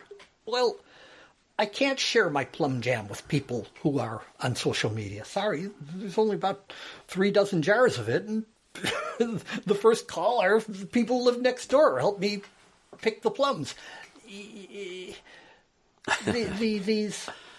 It's not like I'm saying this is a wrong thing to point your life at. It's more I'm saying for me, and I suspect for many, though not all others, there's something lost if I spend a lot of time poking around at a computer, poking around at a screen, rather than screwing around with friends, with relatives, and having depth with a few people rather than shallowness with a large number of people. Who am I to say? Laugh at me and say I'm all wrong. That's all right. Nobody says that because nobody knows what's right, A. And I've never heard anybody defend social media. They just find it as a fun thing to do it as a side. I don't know. Sure. To be honest about it, I don't have a Facebook account either. And so I've always baffled by something like Facebook because it just kind of stirs you up and it doesn't really accomplish anything. 10 years ago, I ended up on something called LinkedIn. A day doesn't go by that I don't get notices saying XYZ wants to connect you on LinkedIn. Oh, yeah, LinkedIn. And I just have no idea what to do with these things. People from across the globe want to connect with me as if I have something to say or something useful to help them with. And I don't. That's not. Well, I think you may be exaggerating what LinkedIn is really, what its purpose is. It's to create kind of faux networks of people who maybe could offer you work. I can offer nobody any work. So, Boy, but you don't need to be on LinkedIn. I just have concerns that. Well, popping the stack. You're asking about schools. My feeling is the things that we should get out of education are not how to use computers. That's pretty easy. In fact, it's hard to find a teenager who doesn't know how to use Facebook, who doesn't know how to efficiently search on Google. It's hard to find a teenager who's bad at texting. They exist, I'm sure, but they're probably pretty rare. But find a teenager who can stand up in front of 30 students and recite a poem, play the clarinet, explain the importance of Pericles and the Peloponnesian War, how his speech laid the groundwork for Lincoln's Gettysburg Address. That's something that I'd hope at least some of the better kids in high school would be able to do, and would be a little bit nervous about it, but would be capable of doing. Yet, if we consider that point of schooling is to teach you a trade. Well, okay, I'll learn C++. Here's how you use pointers, and here's how. Yeah. It just. But they don't do that, by the way. They don't teach kids how to code in C++. They. I don't know. To be well, I don't know as much as I should. But from what I can tell, the computers are considered ancillary to like a history course. So you can teach a little bit, have you read a book, and then do a lot of research online, and then write a paper. Suppose for a minute, I was an evil, horrible, terrible human being. It might be true. And my idea was, I want to wipe out curiosity. I want to get rid of curiosity. Well, one way to do that would be to say, I'm going to lock people up and not let them near any information. I'm going to keep the books away from them, keep the internet away from them, make sure that they don't have access to information. Will that get rid of their curiosity? Hell no! They'll be more curious than ever. What's out there? Let me turn it around, though. If I want to get rid of a kid's curiosity, what if I gave this kid a machine that answered every question the kid came up with correctly, with in a nice high-res screen? Right, doable, and it even had some movies and videos to show. Sure. Kid says, how do flowers grow, or why is the sky blue? And it comes up with a perfect answer. That would be a wonderful way to eliminate curiosity, because you never experience the joy of doing an experiment and figuring it out for yourself. All you have to do is ask that question online and get a wonderful, easy answer right back to you. If you want to eliminate curiosity, provide people with facile, immediate answers. Well, what does any of the search engines? Take your pick. What do? They provide us with facile, easy, quick answers to essentially any question we ask. What effect does this have on students? Well, seems to me that it's a wonderful way to throw a wet blanket on our indigenous curiosity that each of us is born with.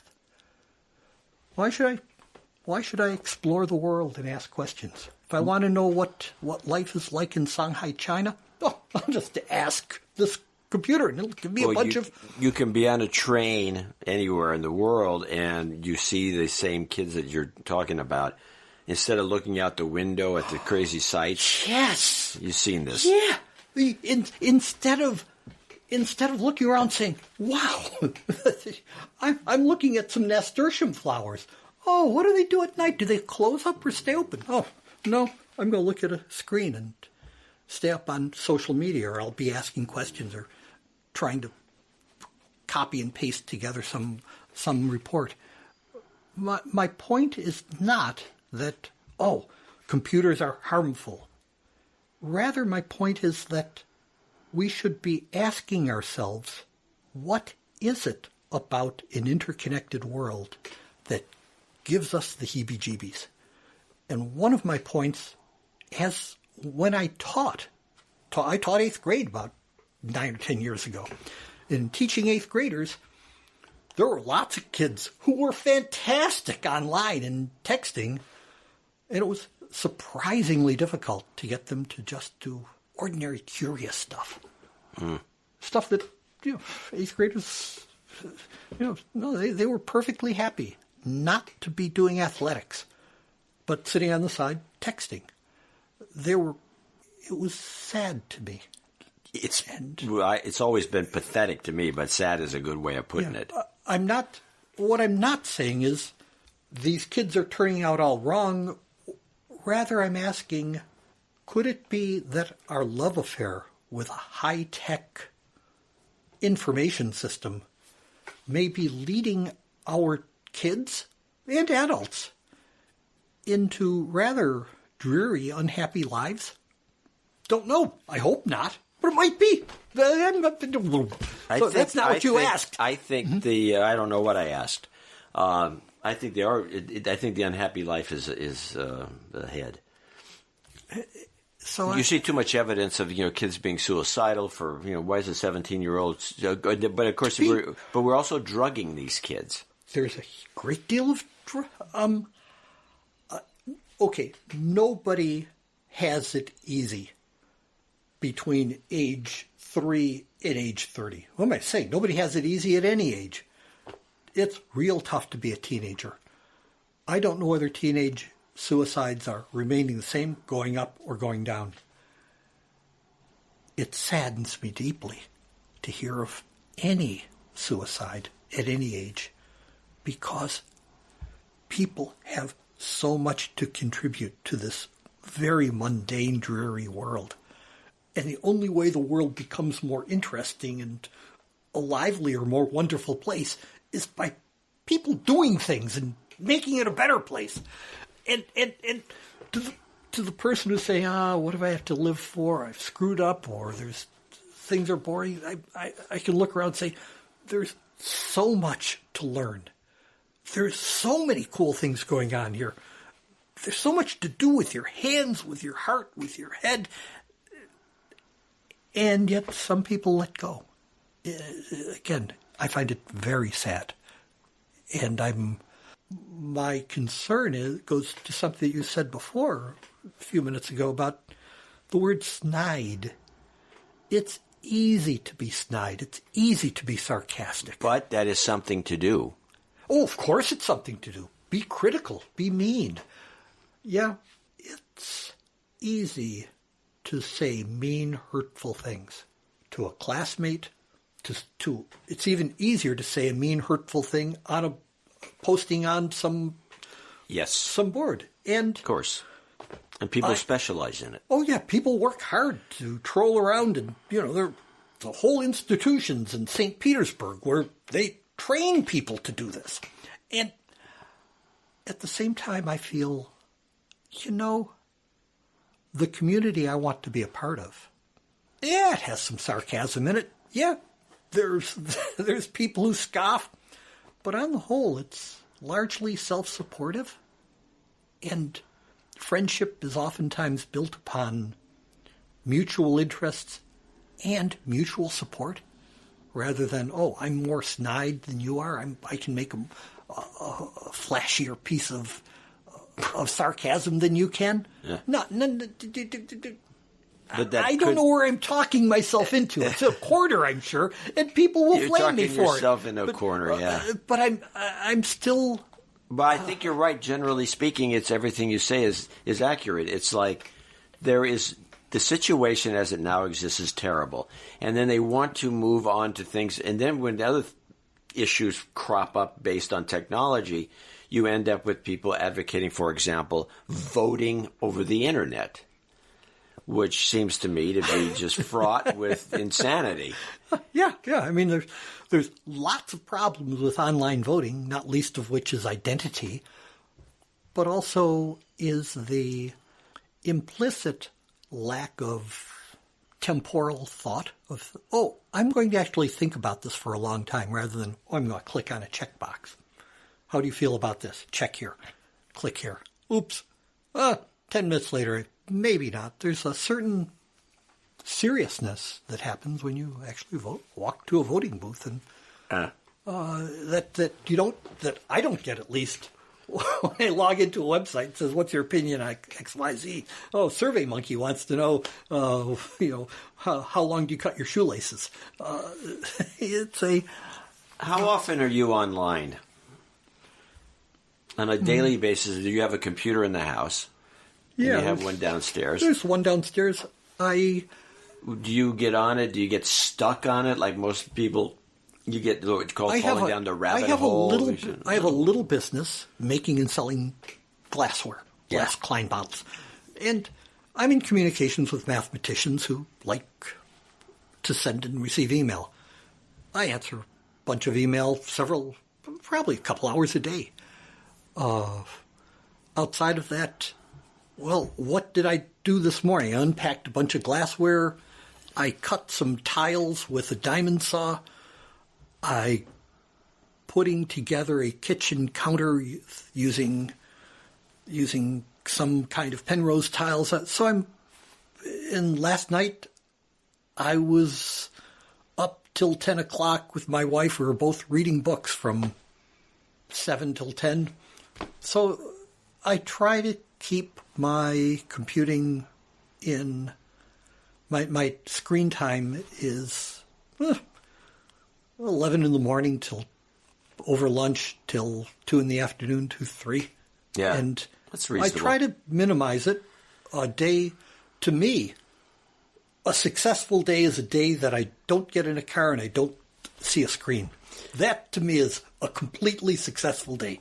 Now, if you have you ever been, since you're not computer illiterate by any means, is there anything online? Everything's online now, or have you seen? Oh no! No. I planted some tomato plants 2 weeks ago. They're not online. No, okay. Well, I'm making some plum jam. But I'm just saying, it's not online. I'm right. Look at this. This is glass. Yeah, and it's not online. It's for sale online. You're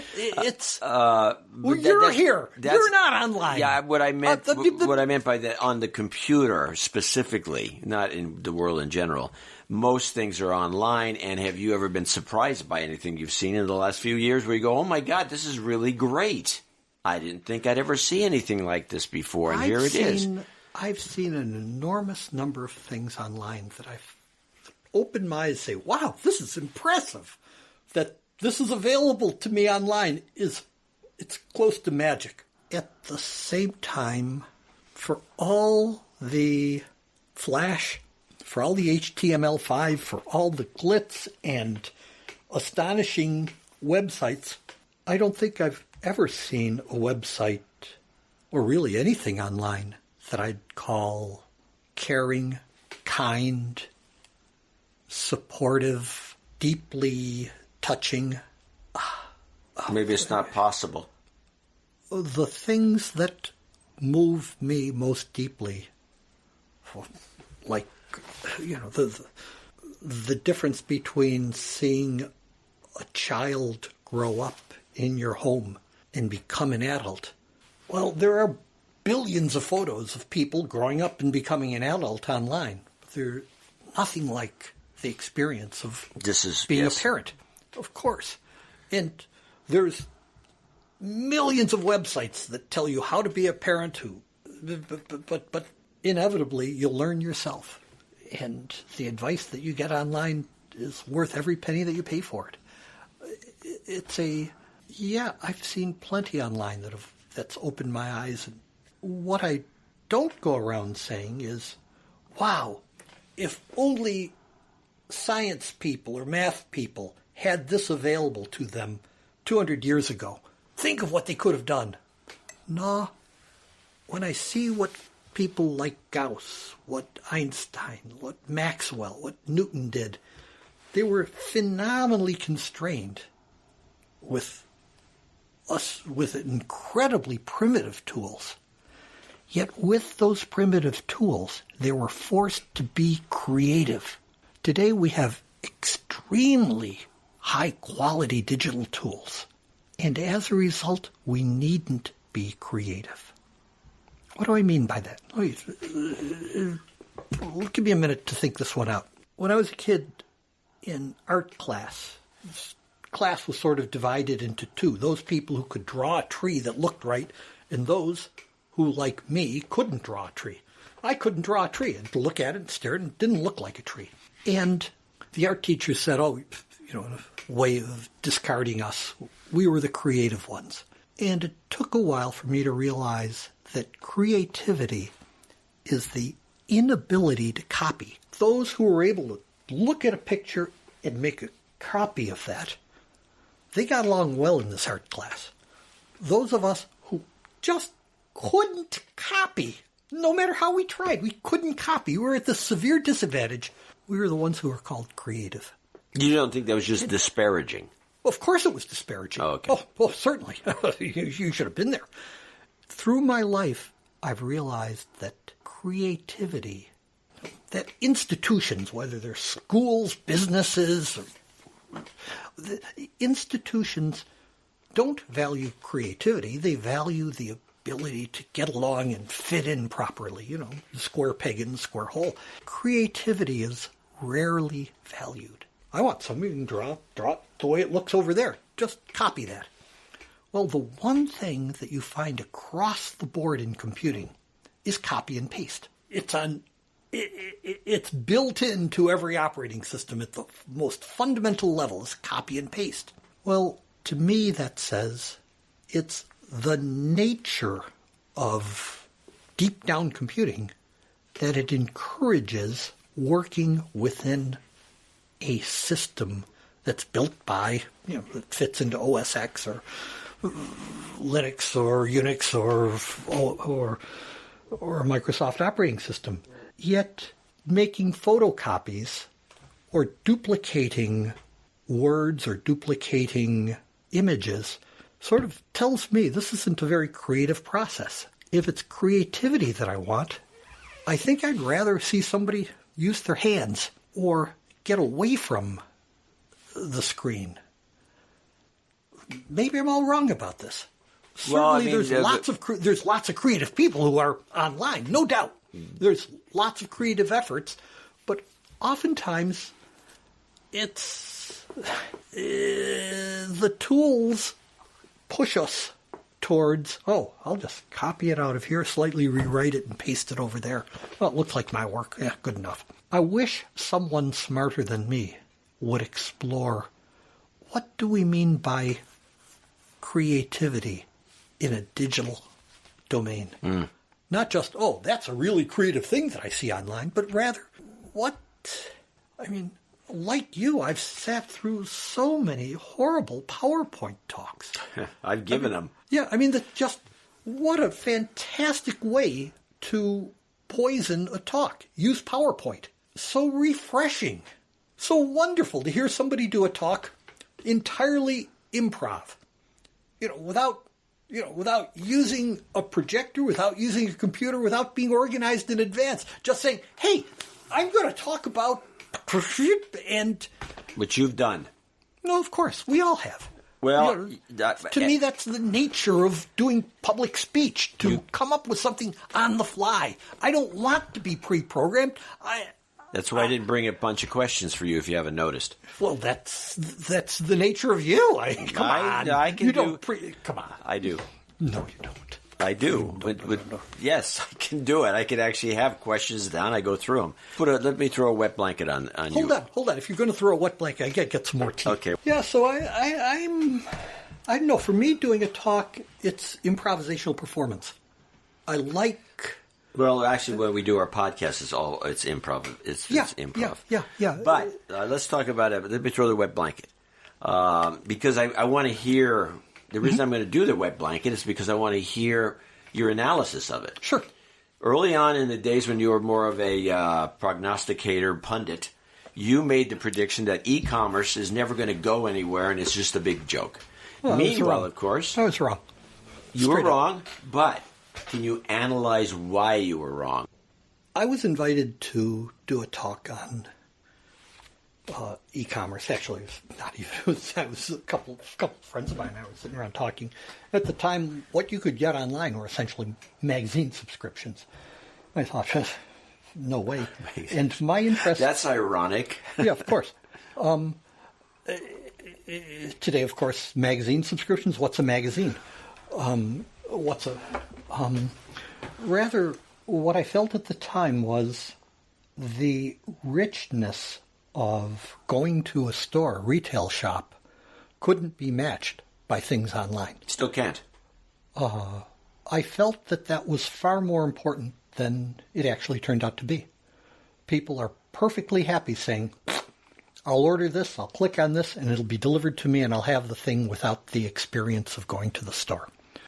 For me personally, I felt then, and unfortunately I still do feel now, that purchasing and shopping should be a an extension of one's persona and shouldn't simply be picking things from a menu, in the sense that my feeling is if shopping means acquisition and acquiring stuff, buying something by simply clicking on it, I want that, I want this other thing, click on it, pay for it, and I get the stuff. To me, that's it feels shallow compared to, getting something and supporting the small business or the bookstore that provides it. Yeah. And I realize now that this mental image that I had then may very well have applied to me, but it sure didn't apply to very many other people. There are lots of people for whom, I don't want to go to a grocery store. I'd rather have it delivered. I don't want to meet the person. Well, this brings you back to your earlier discussion about the antisocial behavior of people who are online all the time. Yeah. Now, I have discussed with people the fact that they don't like to go to the grocery store to buy stuff. They'd rather have it delivered. I don't understand the mechanism because I like buying stuff online. I use Amazon extensively, but I love going to the grocery store to see what's fresh, to see what I'm going to cook based on what's available, as opposed to just randomly picking something out of a recipe book and then having it delivered to me. So I don't know why both can't exist in the same sphere. They do, but I don't think. Okay, way off topic. I live right next to Berkeley, as you know. I'm in Oakland. About 10 blocks from here, 5 blocks from here. Yeah, 10 blocks from here is a little tiny grocery store. Truly a ma and pa grocery store called Star Market. It's been there since the 1920s. During the Depression, the owner of the store gave out credit to local neighbors so they could get through the Depression. Old-fashioned. Very old-fashioned. That man's grandson still runs the same grocery store, and the prices are probably 20% higher than the nearby Safeway that's 2 blocks away. And Safeway sells the same stuff cheaper. Well, my wife and I go to the Star grocery store. We have for 30 years, we'll always. And we know the owner, we know the checkout clerks, we know who's who. We get together. There's friends of ours that we talk with there. We can, it's a meeting hall in the way that the Safeway isn't. And the Safeway isn't a meeting hall. Having goods delivered to my doorstep certainly is not. You don't even see the person who drops the stuff off. If I want a rich community where I know the people around me and I'm invested in them and they're invested in me, necessarily I'm going to have to go out and meet them someplace at times. I did not understand that 20, 30 years ago, that this really was a rather silly, rare thing to ask of people. People genuinely, hey, I'd rather save money, and especially I'd rather have it delivered to my door rather than go out and walk along an aisle and pick things off a grocery store, off a grocery shelf. I was wrong. Boy, was I wrong. And you can't. The wrongness of it is always a variable. And what I mean by that is that if it wasn't for Amazon and the genius of Jeff Bezos, insane genius, you don't know that it wouldn't have caught on. I mean, the different structures were there for it to go either way. It's been something I've noticed because I've been writing about technology since. Efficiency, economic efficiency is a powerful, powerful engine. And online ordering and personal delivery is damned efficient. And more power to it. Turns Good. out. Yeah. At the same time, I guess I live in a quaint world, and I've never escaped from it. I'm looking around. Yeah, right. It's all quaint. What are you looking across? Well, what I see, also some old wallpaper that seems to have been from the 1920. It's the original wallpaper to the house. Yeah, and it's yellowed, but it's quite attractive. I kind of like wallpaper in general. People. Yeah, it's a. Yeah. Oh, that's the house when it was. Yeah. When it was built, and this guy right there. Oh, he's a member of the Wobblies, the International Workers of the World. Oh yeah, I remember that group. Yeah, and about. Oh, okay. No, this is probably don't broadcast. Chop this. No, this chop will be the good. following out. You sure? Yeah, that seems silly. Well, but let's see. Story to tell you. So about 30, 35 years ago, 1984 or so, I'm in Berkeley and I'm working up at Cal at the physics department, and I bicycle by this house, and the house sign in the house says "House for sale." This house right here, house for sale by owner. So I walk in. There's 100 people crowded in. The house costs a fortune. I walk out and say, "No way! I'm not going to buy a house like this." So don't think anything of it. Next day, I bicycle by. There's a guy sitting on his porch looking over papers, and I yell out to the guy, "Hey, mister, did you sell your house?" Guy yells back, "Yeah, I sold it." So I get off my bike, walk up to him, start talking. He says, "Yeah, I sold it. I got the 3 offers." And I say, "Well, what do you do?" He says, "Oh, I'm a labor lawyer." I say, "You're a labor lawyer? Do you know about the IWW, the International Workers of the World?" He says, "Boy, do I. I'm writing a book about it." "Really?" I say, tell him, "You must know songs of Mr. Block." And he says, "I sure do." And he starts going, "Oh, Mr. Block, you were born by mistake. You take the cake. You make me ache." So I join in. I take the next verse. He takes the next verse. We're singing all these old labor organizing songs from the 1910s to each other. Yeah. And it's going back and forth, paddling, and we're talking about the International Workers of the World, there, and half an hour goes by. I said, "Geez, I got to get up to Cal. I'm a postdoc there. I got to get." And the guy says to me, "Oh, you can't go yet. You got to buy my house." I say, "Come on, no, seriously." He says, "No, I want you to buy this house." I say, "First, you got 3 offers. Second, I can't afford it. I'm just a postdoc. They don't pay me nothing. Third, I got an apartment downtown Oakland. It's cheap." He says, "The house likes you. Everybody else who wants to buy it is an investor." I say, "Okay, I'll buy it. Well, pay you whatever anybody else is." He says, shakes my hand and said, "Sold, $160,000. I say, "Yeah, but look, I ain't got that kind of bread." He says, "I don't care. I like you." True story. So what was the year that this took place? 1983, 84. And the guy says, so we go over to this guy's mortgage broker, and he laughs at me. He says, "You're a postdoc in physics at Lawrence Berkeley Labs?" And I say, "Yeah, they pay me $20,000, $22,000 a year." And he says, "You're going to have to make $35,000, $36,000 to afford that kind of mortgage." So I say, "Well, ask my boss." So I have my boss, a guy named Louis Alvarez. He's a Nobel Prize winner. Very famous. Yeah, so you know Louis. Yeah, I went to Cal. Yeah, so I go up to Louis and say, "Hey, I want to buy a house and got to make $35,000. And Gruffle, you never accomplish anything. You're a son of a bitch. I want $35,000 for just going around. Okay, for the next 6 months, here, get this paper signed." So he gave me a raise as a research associate for $35,000. I get this thing signed, show it to the mortgage broker. The mortgage broker looks at it and says, "You work for Louis Alvarez? Wow." I said, "Yeah." And he says, "Wow. Oh, yeah, you got enough money for it." And he stamps things. I bicycle over to a bank. 3 months later, I own this house. I've never had it inspected. I don't even know how many bedrooms there are in it. I don't know whether I'm being ripped off. All I know is the guy who's selling it and his wife are labor lawyers. And they're really friendly. And so I move in. And the guy was right. The house liked me. Yeah. And I liked the house. And so that's what you see here.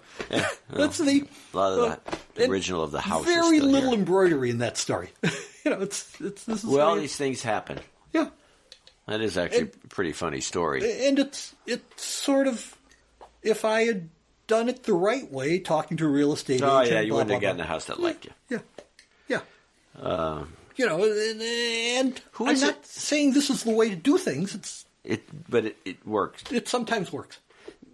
Since you were up at that, do one of the guys up there, just as an aside, one of the researchers, physicists up at the lab, and can't remember which one it is, but he's got this theory that he brings out once in a while that the Earth is on a collision course every something like 70 million. Rich Muller. Is it Muller? Yeah, Rich Muller. It goes through the asteroids and it kills off everything. Nemesis. Yeah. Rich Muller. He's sharp. In fact, he was one of Louis' students. Yeah. Rich is... Is he still up there? I'm sure. I haven't seen him in 3 or 4 years, but he's... I'd love to sit down with him, chat with him. Just get a hold of him. Just about that. The theory, it makes nothing but sense, and it seems to, you can't, it's unprovable, but the wipeouts of the historic record going back millions of years seem to indicate. Yeah. Rich Muller, Nemesis. In fact, Rich was one of the guys who figured out after Louis and Walter Alvarez figured that it was a giant meteor that hit the Earth that wiped out the dinosaurs. Rich was one of the people who figured out what happened. Oh, enough crud was put in the air that we had a climate change for a few hundred years. That's what killed the dinosaurs. Yeah, Not like they were hit by meteors. The vegetation couldn't. These guys needed big plants. Yep. And suddenly things turned cold because sunlight wasn't getting down. So it was working with people like that was such a joy. It was. I'm sorry. Don't get me started. But yeah, that's how I. It was a good. Yeah, well, that group was. You were around. Yeah, I was. As a matter of fact. What were you doing at Cal? I was a history student. With whom? Kenneth Stamp was. Kenneth Stamp! I just read his book on the Civil War. Which one? It's right over there. The causes of the Civil War. Oh, the one where he's got the 7 or 10 essays. Yeah, it's like 24 essays. I just read it 2 nights ago. Very, very good book. Yeah, this guy right here. Mm-hmm. Just reread it 2 nights ago. Yeah, I've read this book. Yeah, I mean, the guy is smart. Just collecting. He has a Marxist revisionist view of why was there a Civil War. He has... A little bit. I think the whole department is somewhat like that, but... it really... Yeah, he was my counselor. Hot damn! Cool. Every time I tell people that, they go, "What? Who?" And the thing was, he was a very funny guy because he's a rubber stamp counselor for one thing. And he'd look over what you're doing, and he's very casual about everything. He's very funny. I don't believe I took a course from him. I took a course from May and Winthrop Jordan and some of the other hot shots. But it was always funny to have him as the guy. It was because it's very impressive. Well, this reflects back to what I was trying to say earlier, and I'm no good at saying it. I believe that the ability to read and review history is damned important and allows us maybe not to learn from mistakes, but at least to better interpret what's going on in current events. And one of the things that I'm saddened about in schools today is that... They don't know anything. Well, they're not... History is considered, we'll teach you the following facts, rather than... No, they don't just, Rather than, there's 5 ways to interpret what happened here. Boy, this Stamp's book is... It's the best example. There's 50 ways to interpret the Civil War. Yeah. It's a superb example of why saying, the Civil War was caused by slavery. Oh, a lot of people say that. A lot of people say, no, it was caused by economic forces. Others, no, it was caused by... It was inevitable given the Marxist... I love computing. I love programming. I love technology. But I also appreciate and admire critical thought. And I don't see enough of that being promoted. It's a reason why I think history especially needs not just to be taught, but needs to be appreciated. That's the hard part. Saying... You have to find enthusiastic teachers that can teach it to people who don't Same with physics and math. Know that they will like it. You have to... People don't know. It's like the good marketing. This is what they always said about Steve Jobs. He says he doesn't study the market. he tries to guess what people don't know they're going to like. Because if you ask somebody, would you buy this? It's brand new. And you'd say, I don't know. I don't think so. It's too weird. Yeah. Yeah. But if you could show someone, you get them to say, well, try it. And you get them to start using things and get them to go on and start thinking differently. Then all of a sudden it becomes a huge thing that would have never been predicted. If you remember the Xerox machine with the first copying machines, they studied it. They said nobody wants these machines because nobody wants to make copies. They've said the same thing with database managers. Nobody wants these things because Kodak and the digital imaging systems. That's a pathetic story. Hey, Rochester, New they York. invented it. Yeah. And more than invented it, they promoted it within a very small community, thinking, if we keep the secret over here, we'll be able to keep this cash cow running. Coast, yeah. Yeah, but it's a... But people don't appreciate history because they're not kind of convinced, or they're not... There's the enthusiasm. This time it's different. This time it'll be different.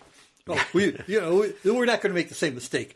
Cassandra keeps walking out saying, "Oh no, bad things are going to happen." And go away, Cassandra, you bother me. Yeah. We'll do it the right way this time. Well, it's never done the right way. That's the problem. Ever. Of course. So so Ken Stamp. Wow, it's just absolutely cool.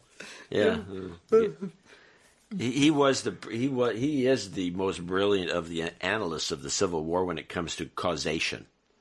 Everybody else discusses various aspects, but causation is still up in the air. And there's been, I think you're right. Now it's just slavery. Yeah. None of these. And there's some wacky things in this particular book. There's one or two of these things that are just like, what? I can't remember them offhand, but I do remember. Enormous. And this is 40 years old. Yeah, this book. Yeah. And the book we're talking about is The Causes of the Civil War, edited by Kenneth Stamp. It's a bunch of essays, including Lincoln's and Jefferson Davis, Frederick Douglass, and a whole bunch of crazy off-the-wall stuff. And the interviewer studied under this guy, Ken Stamp, which impresses the hell out of me. Yeah, well, it's like, wow. He had a lot of anyway, that's Berkeley for you. Similar feelings of... Yeah, well, you're working with Louis Alvarez for a guy. I mean, those other guys. There's a lot of famous people at the lab. There's Glenn Seaborg and people there. Seaborg. But it was all... You work with these people and... what... It was like midnight. I was writing code midnight or so, and Louis walks in the door and says, "What are you working on, kid?" And I'm saying, "Well, I'm writing computer code." "What's it for?"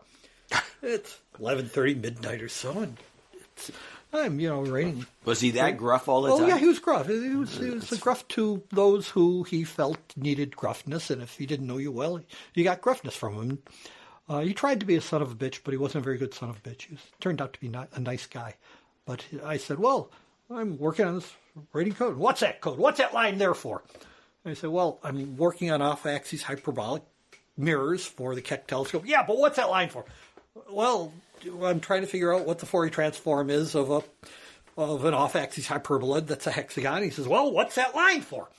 I say, "Well, that particular line you're pointing to figures out, what's the sine of the angle of incidence coming onto the mirror, and blah, blah, blah." Explain it. Half an hour later, he says, "Okay, keep going. Okay, see you tomorrow."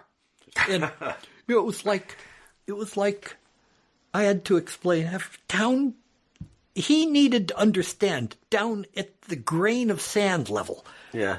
And if I could do that, if I could actually explain at that level, he felt I was okay. And I was able to. So I was okay in his mind. And he... So he didn't put up with bullshitters. Oh, no. You got nowhere if you... every Friday at his house, there was a Friday meeting at his house of physics jocks.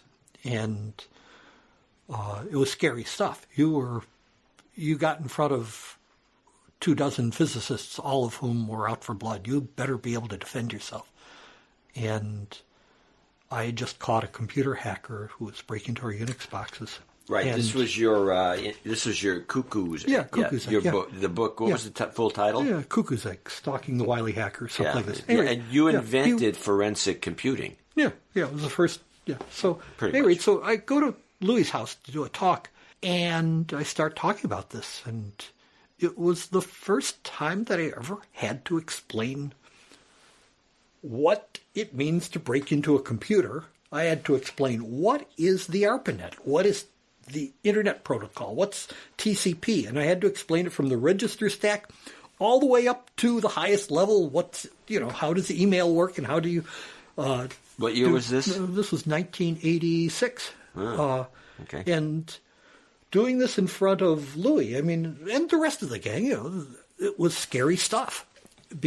Not because you don't know it, it's because you're in front of the real examination group. And I passed, people said, flying colors, no problem at all. You showed the old man your stuff. You did okay. And that was enough for me. That's that. Well, it became a best-selling book. It became a best-selling book. It gave me the license to do stupid things, and I've done plenty of stupid things with that license, and mathematical modeling. But it's time for other people to be doing cool things. I'm sort of. Are you seeing anybody out there doing cool things? Oh yeah, met some people doing 3D printing of completely bizarre mathematical shapes. And I'm saying, wow, real neat to see people taking weird fractal images and poking them into plastic. I'm seeing people do... there are some cool things that I've bumped into. There's a guy that I know who's working on the collision frequency in planetary rings and modeling it in a computer in a most creative way using Markov chains and stuff like this. Just stuff that I know that, I see somebody doing it so much better than the way I would do it. And I'm saying, wow, very pleasant, very nice.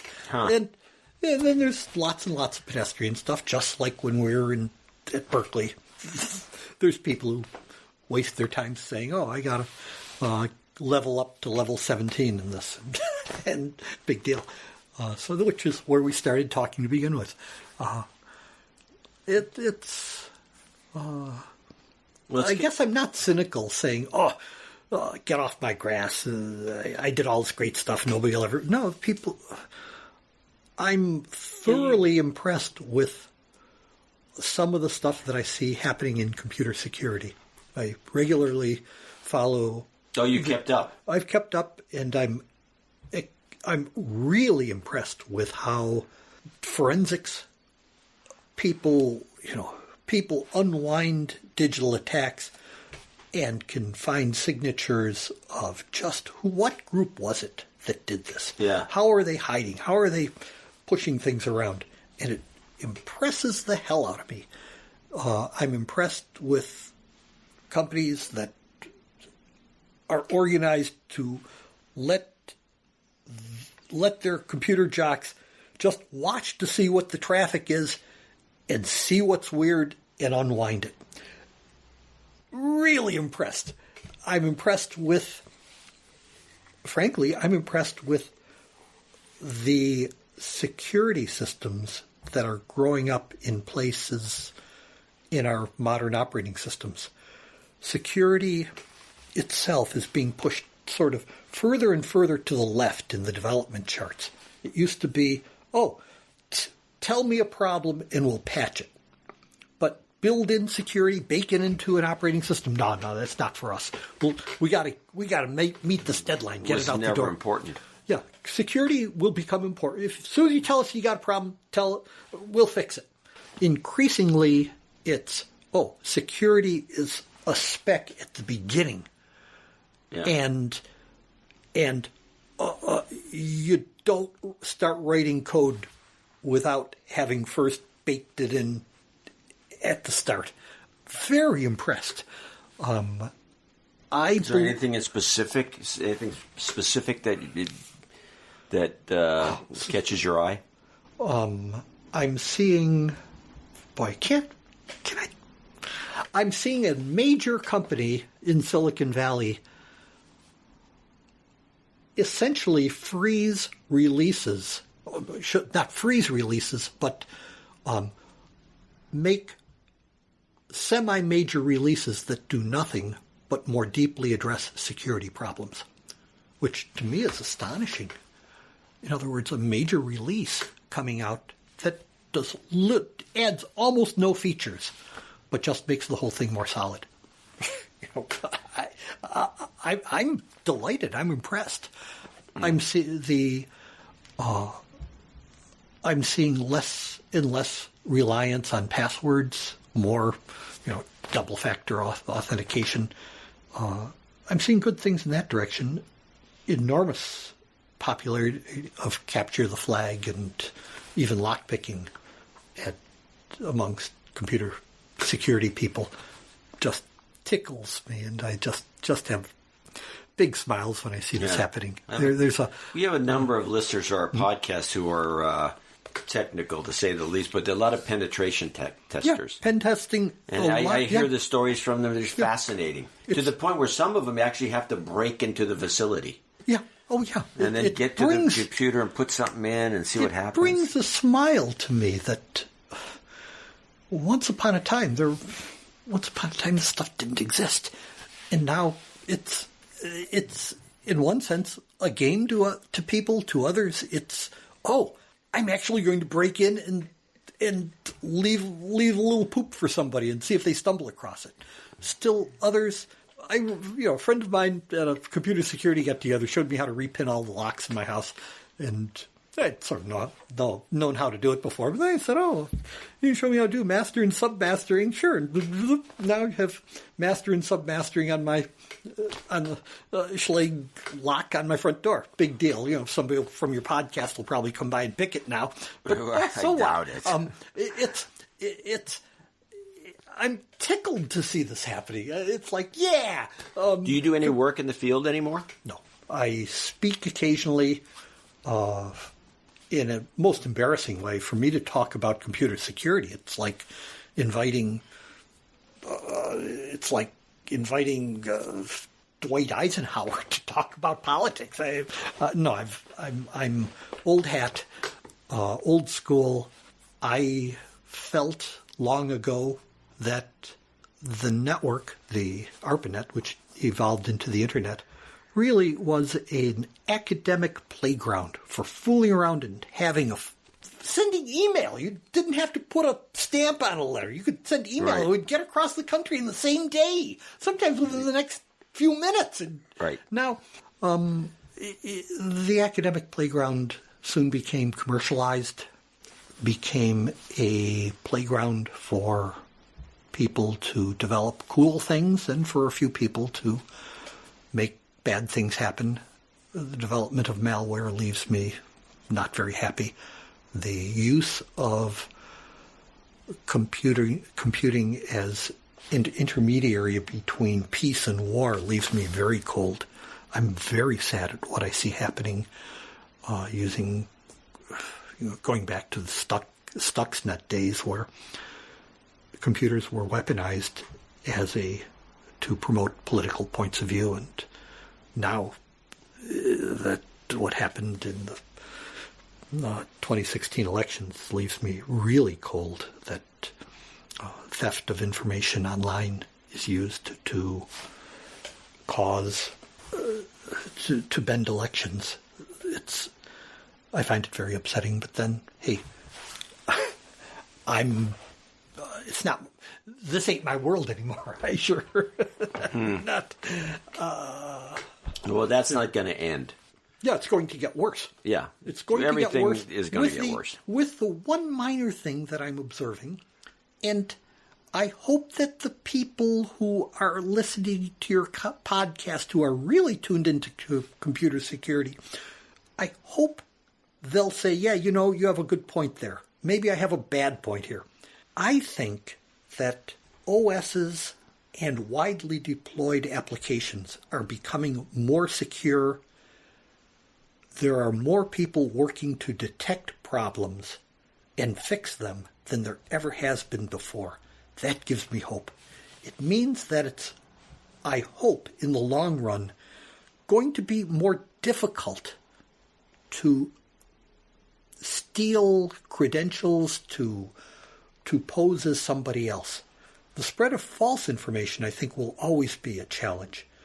But the theft and manipulation of information, I hope, will become increasingly difficult. Maybe I'm all wrong. Well, how about this? You know, you do have an issue with the people who are the computer users that are ignorant. And, for example, you talked about the stolen data. The Podesta data was stolen on a phishing attack. They said, you know, some click on this, boom, the whole thing's done. Is that seems to be the bottleneck here? Ignorance. Oh, surely. Yet at the same time, two-factor authentication, quality crypto being used that requires I have to use facial recognition and a fingerprint to only get into one email. I hope that with time, phishing will become less and less effective, just as people become better at it. Something I was going to mention that I've been thinking about, and you probably can say this better than I can. I've been thinking that what happened to the fax machine. Remember the fax machines? Oh, yeah. Doctors still use them, so do pharmacies. Yeah. What killed the fax? Well, my theory is we don't have any faxes, not because they didn't work well. They worked great. Not because they were expensive. They were cheap. What killed the fax was the exploitation of the fax machine by fraudsters and places like fax.com that just bombarded people's fax machines with crap. Drained the paper. Yep. Drained the paper and used until finally people said, I don't need this stupid fax. And people stopped using it just because it was such an annoyance. My claim is that's what's going to happen to voice telephony. That people are slowly refusing to answer their telephones because, hey, there's so much scam. There's so much just robocalling. Oh, it's unbelievable. And I think what we're going to see happen in the long run is people will simply say, I'm not going to use the phone. If I don't recognize the person calling me, I'm not going to answer it. And what will happen will be the telephony system that has taken, 150 years, 130 years to develop. I think it'll slowly wither. And the entire reason being that it's so cheap and easy to scam people. Yeah, and it's true. I don't know if I hope I'm wrong or I hope I'm right, but I think that with time people become immunized to it and say, "Hey, I'm not going to answer the phone," and as things get exploited, people develop immunological responses. Yeah. Stop using. A lot of the millennials to this day don't use the phone hardly ever. Even when they just text everybody. Yeah, text it. Sure. Yeah. And the people who are most exploited are old people because they're accustomed to trusting. Oh, well, they're also more susceptible to getting scammed. Yeah. Often. Sure. Well, on that note, I think we've got enough material here. I think I'm going to stop this thing. Yeah. And I'll show you something cool downstairs. Okay. Here. And that was Cliff Stoll in Oakland. I got a lot out of that interview. I haven't seen Cliff for a while, and I thought it was fascinating to chat with him like that. And the cool thing about him is he's one of those guys who can just talk. Yeah. So if you like to interview people and you don't want to get yourself too involved, with your own opinions, which people don't want. They hear us all the time. That's true. That's true. So why do they want to hear more of me? So Cliff loves to talk. So as you could tell, it was quite entertaining in every which way. I loved it. And thank you for doing that, John. It was extracurricular activity for the wedding, for the show, for humanity. Thank you. Gets me out of the house. Yeah, this is true. All right, everybody, we'll be back next Thursday with a regular episode on deconstruction of the best podcast in the universe. Remember us at dvorak.org/NA. We'll have double donations, people to thank on the next show. Coming to you from Austin, Texas. In the morning, everybody, I'm Adam Curry. And from On the Road, I'm John C. Dvorak. We return on Thursday right here on No Agenda. Until then, as always, adios, mofos, and such.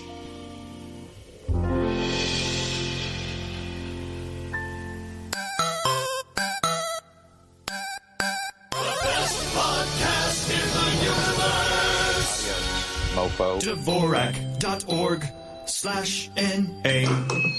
Now everyone hug and share a secret.